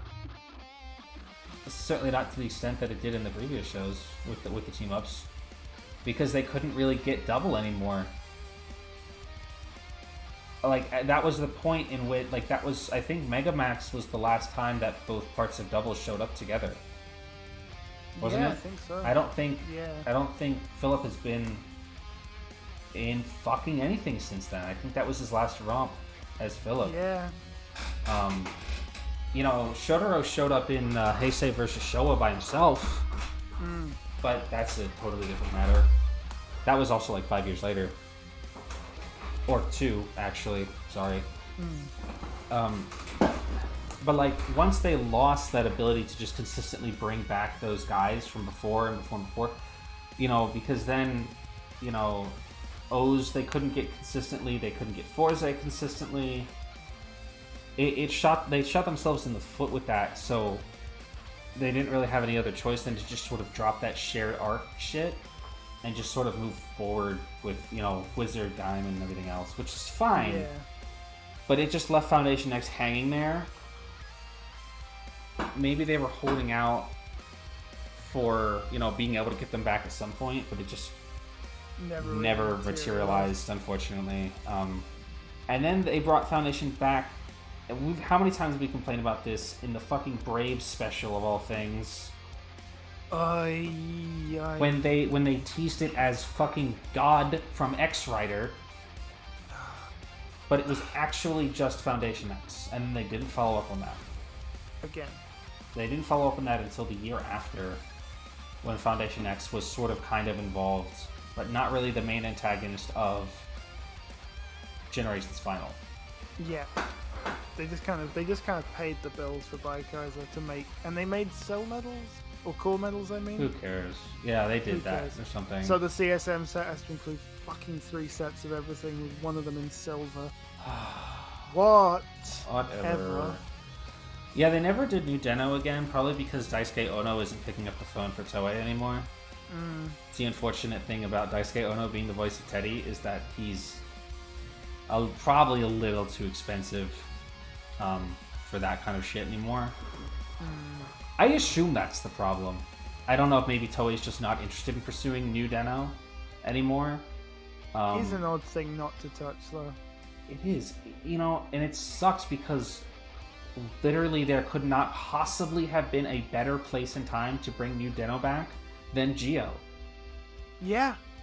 Literally there could not possibly, you could not on a silver fucking platter have handed them a better opportunity to bring New Den-O back than an episode of Geo. Because they had fucking Aqua and Eternal and Chaser. Not Kamen Rider Chaser, Machine Chaser. No, Machine Chaser. They had Chaser and Aqua and Eternal and whatever Aqua the fuck else. Fucked. But they couldn't make room for New Den-O. I mean, they had Yuto. He always picks up the phone, though, I guess. Yeah. He picked up the phone twice for Geo. Freak. Fucks for that, by the way. They really fucking... Nobody else from fucking... Okay, nobody else from Hibiki's picking up the phone. Todoroki did. Oh, yeah, that's true. He did. He always does, again. Hibiki's not picking up the phone. Hibiki... Like, Hibiki and the kid, they're not picking up the goddamn phone. I'm surprised they didn't use Jiro's actor because he was Zanki. He was there. Yeah, he was there for Kiba, but... Yeah, no. I guess Zanki did die. Yeah. Not that really matters, actually, now that I think about it. I would... I didn't even watch that episode, but given the choice between the two, I would prefer Todoroki over Zanki. So I guess I'm not really busted up about it. I like Todoroki. Yeah, he was good. He was fun, though. Fucking funny for Kyoja, whatever his name was. Kirya, whatever his name was. Yeah, Yuto. The whole, he's talking like he's Hibiki the whole time. Fucking funny for that. He's like, I studied under the original Hibiki. So no, you didn't. Like, which he didn't. Yes, he didn't. He's talking to the Geo guys like, yeah, I'm Hibiki, and then like he goes to fucking fight another Hibiki, and he just doesn't transform for as long as he possibly can, and then he turns into fucking Kyoki. Yeah. Fuck. And everyone's like, wait a minute. the fuck is that? That's not what fucking Hibiki looks like. And Todoroki comes and rats around and is like, yeah, he couldn't do it. He couldn't do it because he's a bitch. He's a bitch. He couldn't hack it as Hibiki. He's a guy who failed to become Hibiki. So He's a little bitch. Funny. Yeah, they couldn't get anybody back from Forza during Geo because they were all doing the Bleach movie. Oh, it's so funny. Which is why they had Forza in Generations Final. Yeah. They got him and they squeaked him in before there. Yeah, a lot of people from Ryuki picked up the phone for writer time, for better or worse, and by that I just mean for worse. Worse, for worse. Shinji was in Geo the proper show though. Yes, he was. Well, Dark Shinji was. No, Shinji was there as well. Was Shinji there? He was. Wow, I don't remember that because that arc sucked. Yeah. The director, the manager from Ori Journal. Was Okay, yeah, he picked up the goddamn phone. Thank God for him. Legend. That's so funny. What a king, that guy. So funny. Of all people. Yeah, that asshole picked up the phone. Zolda picked up the phone a couple of times for yeah, some of the X-Aid, that one X-Aid that movie. one X-Aid movie. The last Tyson, right? With Q Ranger. Nobody remembers that movie. Nobody remembers that movie. Very except, like, forgettable. Yeah, really struggled to remember what the fuck was actually going on there. Go Riders were there. Momo was there. That was True Brave was in that movie. No, it wasn't. Yeah, you're right. Would I pick up the phone for Toei? I probably would. Why not? Assuming that it's fun to be in Kamen Rider. If I enjoyed it, I would pick up the phone. Yeah, exactly. Thoughts on Outsiders? That's a good question. My thoughts on Outsiders are that I don't particularly care about Outsiders. Is that thing with Delta and all that? That's the one. Yeah. Delta, Gown, Thouser, and Oja is there? No, he's not. Are you serious? Okay. Yeah. Oh man. No, I don't particularly have any thoughts on the Outsiders other than I hope people who like those characters are enjoying it, or if it's I don't know if it's out yet or not. I hope people who enjoy those characters are happy about it. I don't enjoy any of those fucking characters at all. Kenzan and Disaster, right? They're back too. Oh my god, fuck me, that's right. Because you know what? Talk about breakout characters in Saber. There it is, Disaster. Disaster. There you go. Kind of. Disaster. There's your breakout character, fucking Disaster. Yeah. Jesus. And Kenzan gets to come with him. And Kenzan gets to come with. What a crazy. What a crazy writing choice that was to do with that guy. What were they thinking about that? Like, not even in a bad way, but like, what the fuck? Where did that come from? What was he cooking? What was he cooking? What if Kenzan just fucked off and hung around with like a first 5 episodes monster for most of the show and had one of the most insane relationships ever put to script? What if the majority of the story about Disaster before he started hanging out with Kenzan was told via fucking Twitter? Fuck, it's so you guys remember that? Funny. Saber was so good at telling stories. Saber was so good at telling one story in one piece of media consistently and without any external sources like two miniseries, tweets, a manga, a fucking novel. I don't know. Just everything, anything. There was like two different There was like 2 different fucking VSIN side story, like web series side stories. Disaster's fucking tweets are literally canon. So the Buster manga. Oh, that's right. Yeah, he had a manga. Nobody read it. I'm sure people read it. I didn't read it. Sure people. I definitely. Yeah, Kamen Rider Buster had a prequel manga. It wasn't very long, but there was a short manga about. No, the Twitter thing. I'm not actually going to complain about the Twitter thing. I thought it was funny. I thought it was cute. If that was the only thing that they had done, I wouldn't even have like an issue with it. It's just that like Saber was so overproduced in terms of spin-offs and shit that it was driving me insane. Yeah, it was quite egregious for that. Yeah. Black Sun comes out in 2 weeks. Nothing about that fills me with any confidence that it's going to be good. No. Maybe Really not, maybe it's just my it just doesn't look good. No. It doesn't look it.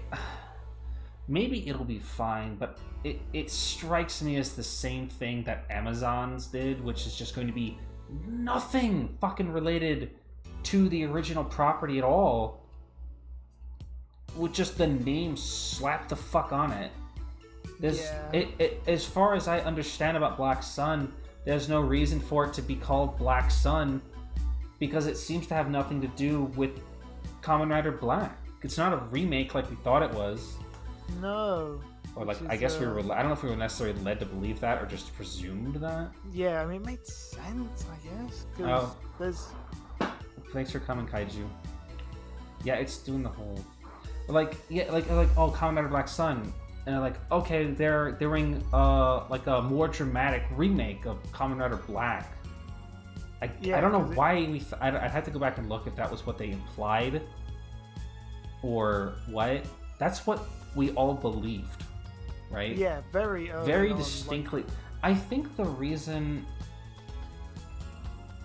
you know, when Kamen Rider Amazons was nothing like Kamen Rider Amazon, I didn't really mind it that much because Amazon has very little substance in it.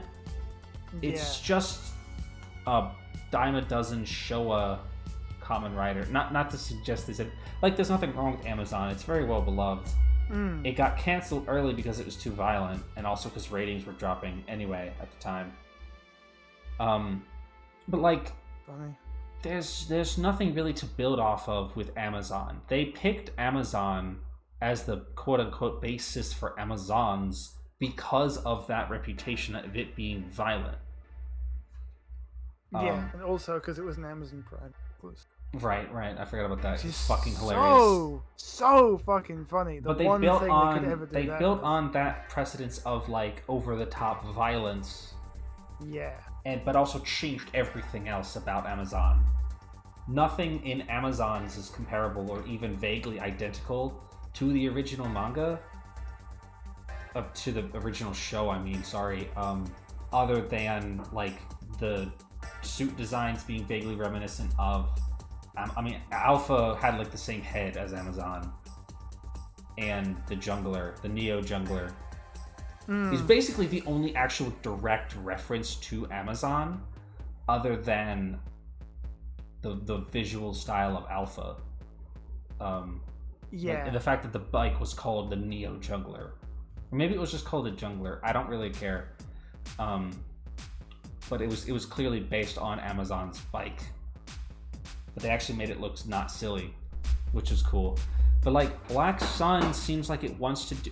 I guess we just presumed that Black Sun would be a retelling of Black because Black is so well known for its story. People remember Kamen Rider Black because of the story that it told, not just because it was like whatever. Like, Amazon doesn't have much of a story to tell about, you know? It's just like dime a dozen crap, but like, Black is iconic for the story it told, right? That's why we're watching the fucking story episodes this week. Yeah. So I guess we just assumed that Black Sun would be a retelling of that story, but it looks like it's not. Yeah. Or is it? Because that, is it doing that? I don't know. Because I watched the trailers. The trailer like... seems to imply it's some sort of mutant rights thing. Very misguided political commentary. Yeah, really misguided political commentary. I don't know but why also, you would choose Black to do that. Also, with. Kotaro and Nobuhiko are there, and they're I guess they're doing the thing that Kotaro and Nobuhiko do, but just in. So like what's I don't know. I don't get what the narrative is here, because that's not what Black was about. Black was not about fucking mutant rights. It was about human freedom or whatever dumb shit Kamen Rider is supposed to be about. Yeah. Like it doesn't strike me as anything worth bearing the name of Kamen Rider Black. And also, I'm gonna be an asshole. The suits look bad. I'm just gonna say, like, is that a bad opinion? Is that a minority opinion? They look terrible. They're not to my taste. They're greebled. They're so greebled. They greebled my man. Black Sun, I can see it. Shadow Moon is unacceptable to me. Shadow Moon was really the line with the crossing the line, but it Black Sun doesn't look great, but I get it. I can see where that comes from. It boggles the mind that their eyes are not colored. It's so fucked. I need to make sure I'm not making that up. No, I don't think they are. If they are, it's so muted that you really can't see. Yeah, their eyes are not colored. They both have black eyes. But like Black's red eyes and Shadow Moon's green eyes are like super distinct. At least they are to me. Yeah. It matches the color of their kingstones. It really stands out. It stands out. Like the red on black contrast is super important, and I think that the green on silver also stands out. Like the fact that they both have just especially on black, he just has black eyes on black plastic. It looks bad. With like barely any other colors. It's like muted colors on muted colors. At least the Amazon's riders were very vibrant colors, except for Sigma. But I like Sigma anyway. His design worked. Yeah. Sigma. Their eyes are iconic parts of the design. It takes away nothing to color their eyes. It looks like Michael Bay's Kamen Rider Megatron. Oof! You're right. Oh man, he really does look greebled. Oh, good lordy. Okay. Let me put it up so in case you guys forgot. I'm looking at Black Sun, and it's the eyes. I think if the eyes were red, it would make a huge difference to Black Sun. I don't think there's any saving Shadow. No, I think that's too far. That big collar thing that makes him look like a fucking Venus flytrap is just unsalvageable to me. It's not good. I know what you're doing. I get it, but from the barest hints of like. Oh, I forgot how bad Battle Hopper looks. Oh, are you seeing it? Right. They kind of look better from this end. Let me show you guys a different angle, because they kind of almost look better from this angle. Do you think that looks better? Do you guys think that looks better? Like, does that look more acceptable to you? I feel like black kind of works if you're looking at him straight on like that. He really is just standing there like a dipshit, though. Shadow Moon still doesn't look very good. He's simultaneously too busy and too plain. Yeah, big swathes of just no color at all, but the design is really greebled and busy, but the color palette is just really basic and plain. Oh my god, he looks like Shinjirion. Like his torso looks like Shinjirion. Oh, it does. In a vacuum. The thing is that, like, I think that if you showed me a picture of Black Sun, I would say, yeah, that's Kamen Rider Black. I can tell that's Kamen Rider Black. I see that. I get it. That's Kamen Rider Black. That does not say Shadow Moon to me. No. You know what? They took his grasshopper legs away. Oh, his big clacky boots. They took those away. They stuck him up on his fucking chest. God damn. Legs. Why? That's like they literally it's like they literally sat in a boardroom and like, what is the most iconic parts of these legendary suit designs, and how can we fucking incorporate none of that? Absolute zero. Absolutely fucking none of it. The eyes gotta go. The boots have to go. The lines on Black, his stripes, gone. His like mesh under armor technique. You know what I mean? Like he had like that sinewy, fleshy crap underneath his, like, exposed on his arms. Gone. And what is this left? Black on black on black on black with a bit of orange in there, and his belt is green, and he's got silver on his face. Not They put good. the boot clacks in the saber? Did they? Are you serious? Oh my god, did they? Hold on. No. You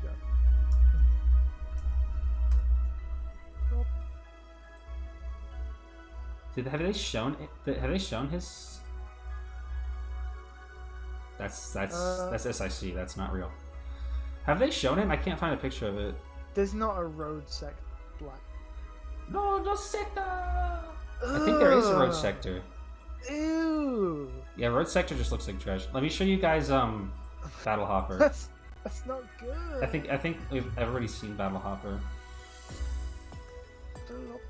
Battle Hopper. It looks sad. It looks upset. I'm upset looking at it. You know what? I can't. There's actually, beyond the whole grasshopper thing, there's very little in common. But you know the movie The Guyver? Yeah. You know the bit where Mark Hamill gets turned into a grasshopper? Oh yeah, okay. It's got That's that him. expression. Ugh. It's got exactly that same tortured expression. Rose Sector's Shadowman's bike, I see. It doesn't look good. It looks like a tortured soul. This is what Road Sector looks like. Oh, it's just deformed almost. It's warped. You're hurting it. Oh, why are you doing that? Shinji Higuchi, you're an asshole. I don't know what to say. That's apparently the visual designer for this. I don't know what to tell you. Shinji Higuchi, you're an asshole. Fuck you, by the way. Who is playing Nobuhiko? Some fucking guy, I don't know. Fucking familiar. Has he done anything else? I think they're Not both cool- kind not of a relative cool newbies. ability. Yeah, I will say that the guy playing Black is also the defense team captain in Shinnok. Right. That's fucking hilarious. Yeah, really odd. Is he like a Odd young thing. guy? No, No? not especially. That's interesting, because... He's Hey. born 1971. No, not young at all. Wow. That's interesting. You'd think they'd...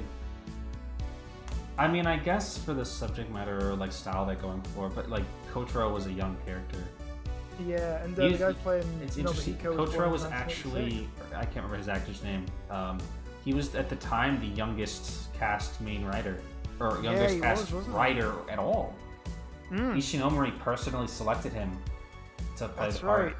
right. He was like handpicked by Ishinomori himself to play the part. He was the youngest. I think he was I think he was like 17 or some shit. I don't remember how old he was. Young. He was like either He was in his young, late yeah. teens or early 20s at the time, I think. Crazy. He was very young. I want to look that up now because I know I just got that wrong.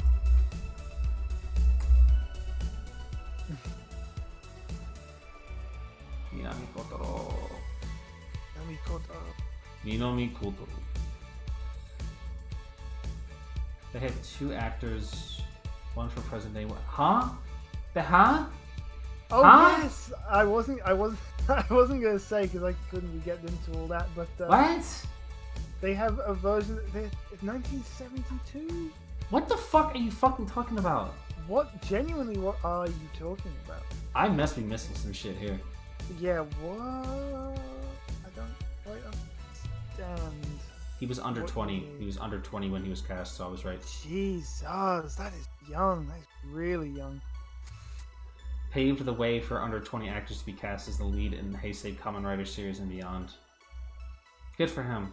Except that didn't happen until like several decades. That Yeah. is from the recent Took a trailer. while. Okay, I haven't seen the most recent trailer, so I'm obviously missing something here. Yeah, I'll have to watch that.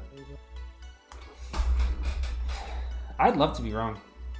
It would be really nice if Black Sun's good. Just once, I'd like to be wrong. just miss once. Just miss once. Just once. I won't asking. mind if Black Sun was the only thing we had to look forward to for the anniversary. I wouldn't mind, but as long as Shin Kamen Rider is good. All our hopes rest. If Shin Kamen Rider is bad, I will kill myself. Yeah, I'm being completely serious. for real. But I don't think that's going to happen because so far we're 2 for 2 on the shit. It's all coming out at once. Really, they're dropping the whole thing. Yeah, oh fuck, that's right. Oh, forgot. I didn't Yeah, know heard that. Man, we used to have to watch Amazon's week to week. That will make it easier to deal with if it's bad, but also will probably make it easier to not enjoy if it's kind of middling, because if you watch too much of it at once, it'll really fucking Shin break. Ultraman is heard is decent. I've heard nothing but very high praise for Shin Ultraman. I've heard a lot of praise for Shin Ultraman from people who've never seen Ultraman.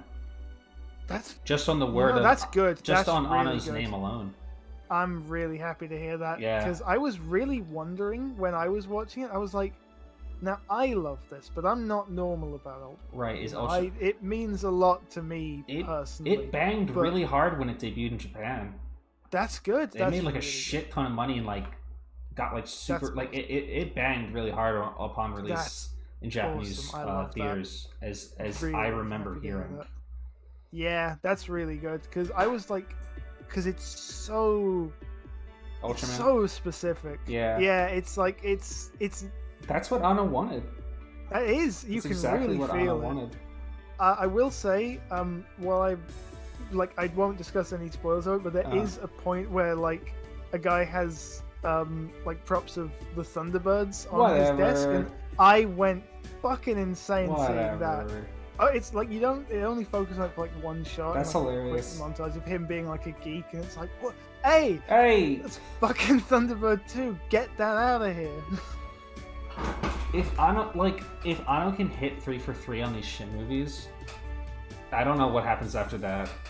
I think he can just like do anything he wants at that point. He can literally do anything. I don't even know what he'd want to do after that. But yeah, like I was gonna say the big three, but not I don't necessarily think he has any particular care. I've never heard him care for Super Sentai that much. No, I was gonna say. I mean, like people will joke Shin Go Ranger or whatever. I don't know if that's something Anno would really be interested in pursuing. I feel like it wouldn't, to be honest. I don't really think I would care that much about it. Go Ranger wasn't really anything special. No. Shin Evangelion. I don't think Anno wants to do Evangelion anymore. I think he's been trying to stop doing that for like 20 years. It seemed like it, right? Seems like he doesn't want to do Evangelion anymore because he hates it. I think that's tied up in a lot of negative shit for him, I imagine. Yeah.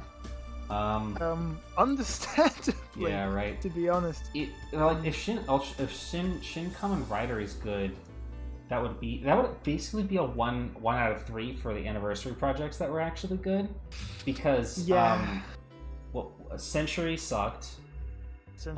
Century was. It wasn't great. I'm not gonna say it sucked, but it didn't. I will. Yeah, no, it sucked. It sucked. I was trying to salvage something out of it. It wasn't good. It didn't entertain me very much. No, we weren't having a good. Senki was. It did give us the really good bit with. I can't believe I don't know his name still. Ichigo's actor's son. Oh yeah.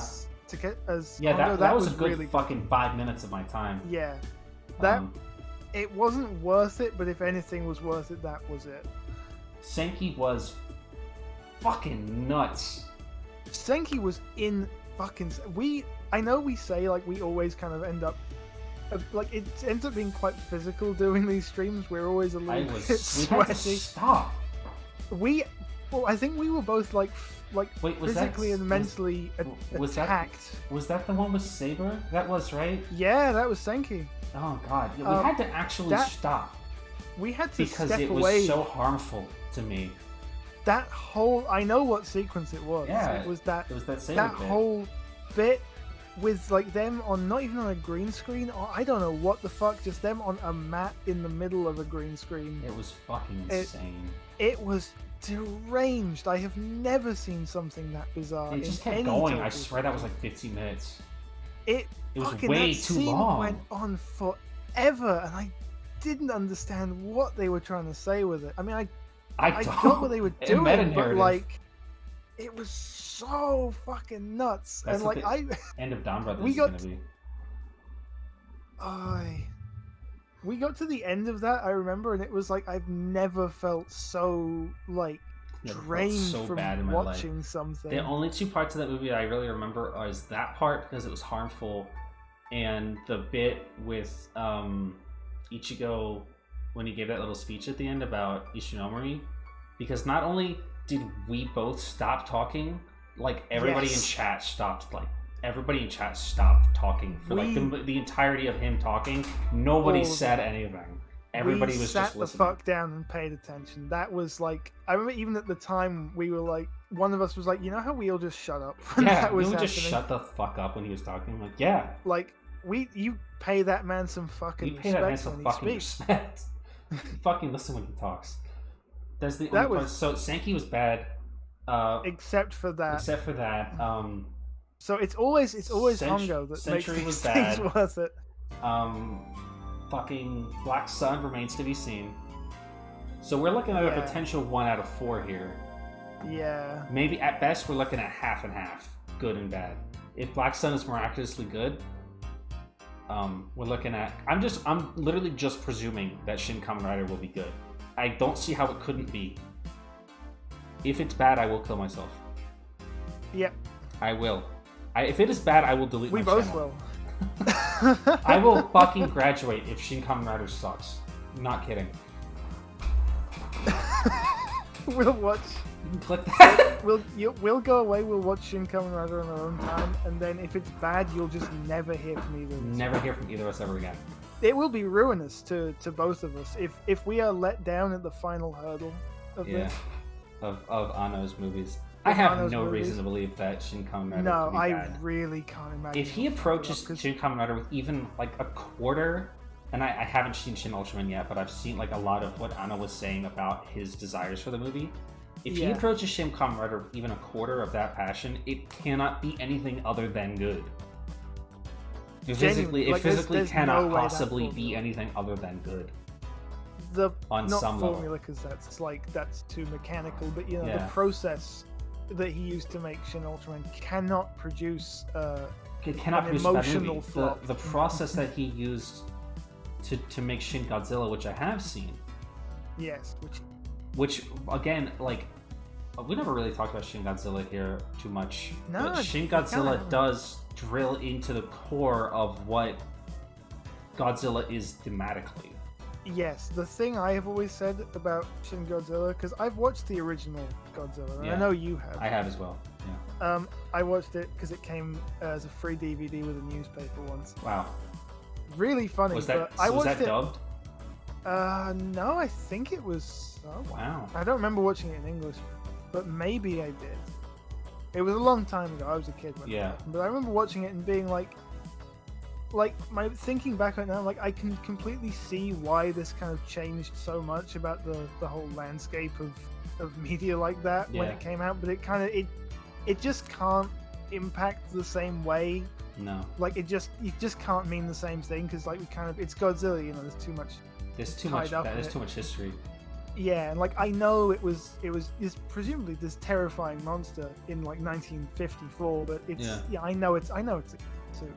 And then watching Shin Godzilla, like the bit in that with the atomic breath, where the whole city gets set on fire, that was the point where I kind of just sat back in my seat while I was watching. I was like, oh, I get it now. Yeah. Right. That's fucking terror that induces. It's so it's visceral. It's almost. Uncomfortable. I was like physically uncomfortable when I watched Shin Godzilla. Which I wasn't quite expecting that. No, it was surprisingly effective. I didn't get to watch it in theaters. I watched it in my apartment a couple years ago, but same. I was physically uncomfortable. There are definitely some points in that where it just I can't even necessarily quantify what does it, but there's just some thing in some of those moments where right in your gut you're like, Jesus, that's horrible. I really truly feel like Anno's Shin Godzilla is the only time that can the only thing that I've seen that truly supersedes the wow cool robot thing. It's it is as much as you might resonate with the themes of Godzilla, Gundam, whatever, right? In some kind of a way, you're still gonna be saying wow cool fucking robot. About Ghidorah or Mothra or Godzilla or the Gundam or whatever. I don't really remember having a point watching Shin Godzilla where I was like, wow, cool Godzilla. No, it was I feel like that's a pretty hard thing to completely eliminate. Like, objectively, Shin Godzilla is fucking cool. Yes. Fucking awesome. Like, design-wise, it's fucking awesome. Like, it's so good. To be able to supersede that instinct for a person like us who is, like, a very diehard fan of Toku and robots and such, to be able to supersede that emotion of seeing a giant cool monster on the screen and not thinking like, wow, cool monster, is pretty hard. And I feel like nearly impossible, at least from my perspective. I feel like Gundam 0080 made me feel that way. But like not to the extent that Shin Godzilla did, where it totally supersedes the spectacle of what I'm seeing as really cool monsters shooting big lasers kind of shit. Yeah. Like, I think what Shin Kamen Rider does the best, like, Shin Godzilla, I mean, like, there's been a lot of attempts in the Godzilla franchise to sort of remake the original Godzilla, modernize it, or, like, you know, hit the same beats as the original Godzilla, right? You know, the scientist, the oxygen destroyer, or whatever the fuck, right? There's been a couple of attempts to, like, essentially recapture the actual physical plot beats of Godzilla. Shin Godzilla does not attempt to recapture even one necessarily actual plot beat from Godzilla. No, which is such a good idea. But it is such a good idea. But it modernizes the essence of what. It doesn't even say it modernizes it. I think that story could take place anytime. Like, if they had set that in the 60s or whatever, I feel like it still could have been just as effective. Because it's ultimately just a political story. Yeah. It's a metaphor, actually. Shin Godzilla evokes the same emotion, I think, in a modern audience that the original Godzilla would for its contemporary audience. Like what you're saying about like the impact of it, like actually seeing it. Yeah. But like, I think that you could probably, if you were to like have been alive in the 1960s when Godzilla came out, you might have felt something equally similar to when you watched Shin Godzilla. And if you showed those people Shin Godzilla, it would fucking kill them. Yeah, they fucking die. Have an actual heart attack and for real die. Yeah. So with that in mind, I feel like it sounds like Shin Ultraman is doing much the same thing in terms of the core essence of what Ultraman is like. I definitely say so. So there's no reason to believe that Shin Kamen Rider won't do the same thing with Ishinomori's original vision. Yeah. I forget. That took a long time. I trailed off to what the fuck I was gonna say, like where we were even coming from. Recent thoughts on Decker. I haven't watched any Decker. I watched one episode. I have been told and seen evidence, reputable sources, that it's actually good. Flower seems to be enjoying it. Flower seems to be enjoying it. Cena tells me it is genuinely a quality. Cena's lying. Don't believe her lies. Cena always lies. Cena is a girl who It always sounds lies. like it's fine. I'm just not interested. It sounds like it's I mean, by all accounts, Decker is perfectly fine, which is a relief to me. Even if I'm not particularly interested in watching it right now. I think what happened with me is I was keeping up, like I was watching everything. I was not exactly behind. I just wasn't watching it like live at the time. I'm not staying up till 1. No. I generally am awake at 1 on a Friday anyway. You know, I wasn't staying up. This isn't fucking Zed. We're not doing that shit. No, exactly. And then I was like, I wasn't keeping right on top of it. And then the next time came up, and it was like, oh, Trigger's in it. I'll pass. The 2 episodes, cool. I'm not watching those, and then then you're 2 weeks behind, and you start missing stuff because they don't stay up on YouTube for that long. It's a whole. It'll come. Well, it'll all be back. re-released when the show's over. Yeah, when it's done, I'll watch it. But now I'm stuck, so that's the problem. If you don't keep up, you're fucked. Yeah, which is. I could always watch it illegal. Yeah, the Trigger episodes. But I'm not good. invested enough for that. I heard the Trigger episodes were good. Yeah, but it is a hard sell. It's a real hard sell because Trigger left a real sour impression with me. Not actually, that makes it sound like I had something really negative to say about it, but I have lots of negative things to say about Trigger. I did have something really negative to say. It makes it sound like it was like egregious, but it was just bad. you know. It was just It wasn't not like good. actively offensive to me. It was just specifically. not good. Yeah, it was simply not. We talk a lot of Which is- shit about Trigger was something that was ultimately just mid. It just Yeah. wasn't good. Like, Just wasn't at all good. it wasn't offensive, really. No, Unless you're a diehard Tiga fan, I guess. Yeah, Like, which if you really, really love Tiga, you might perceive Trigger as being offensive. yeah, But it's not even like it necessarily damaged the legacy of Tiga. It's just an unfortunate thing that gets tacked on to Tiga, I guess. It's easy to ignore. yeah. It's very- not like it did anything to retroactively change any aspect of Tiga, really, except for that one guy came from Tiga World or some shit. Oh fuck yeah. that's Remember? right. Yeah. It's not like they didn't retroactively, you know, introduce anything that affects your perception of the original show. It's just a thing that they did for marketing reasons that backfired. Yeah. That's really ultimately Which- what Trigger is. It was just a shitty marketing ploy Yeah. to try to generate like returning fans or whatever. Oh, you just noticed the tracksuit. The black's kind of in the way. I'm feeling tired today. Thank you. I was feeling tired today, but this is the only like tired face that I have up, and I didn't have time to make another one. Well, we should probably end. Yeah. You should probably go home. Everyone go. Everyone get out. Let me just kidding. Let me find someone to. There's no one right. That's not right. It's nobody's really streaming on a Tuesday. No. Pabs does, but Phil- Pabs always ends before I do. Yeah. He keeps it brief. He First, says what it does it quickly. references the iconography and plot points of Tiga. It's barely connected to a story standpoint. Yeah, it's just Yeah, it's it's- basically just a crappy remake. Yeah, it's the Oh. reverse of what we were just saying. Yeah, it's just It captures everything but the essence. it captures the physical scripting. It captures the blocking of Tiga, but not the soul. yeah, It did not inherit the soul of Tiga. It just like superficially followed its plot structure, except more like just the plot structure of the movies. Yeah, which did anyone like Darkness? Depends Guide? on who you ask. Yeah. Some people, Cena, really hated the movies. Mm, I don't know what the wider perception of the movies are. I haven't even No. seen them myself.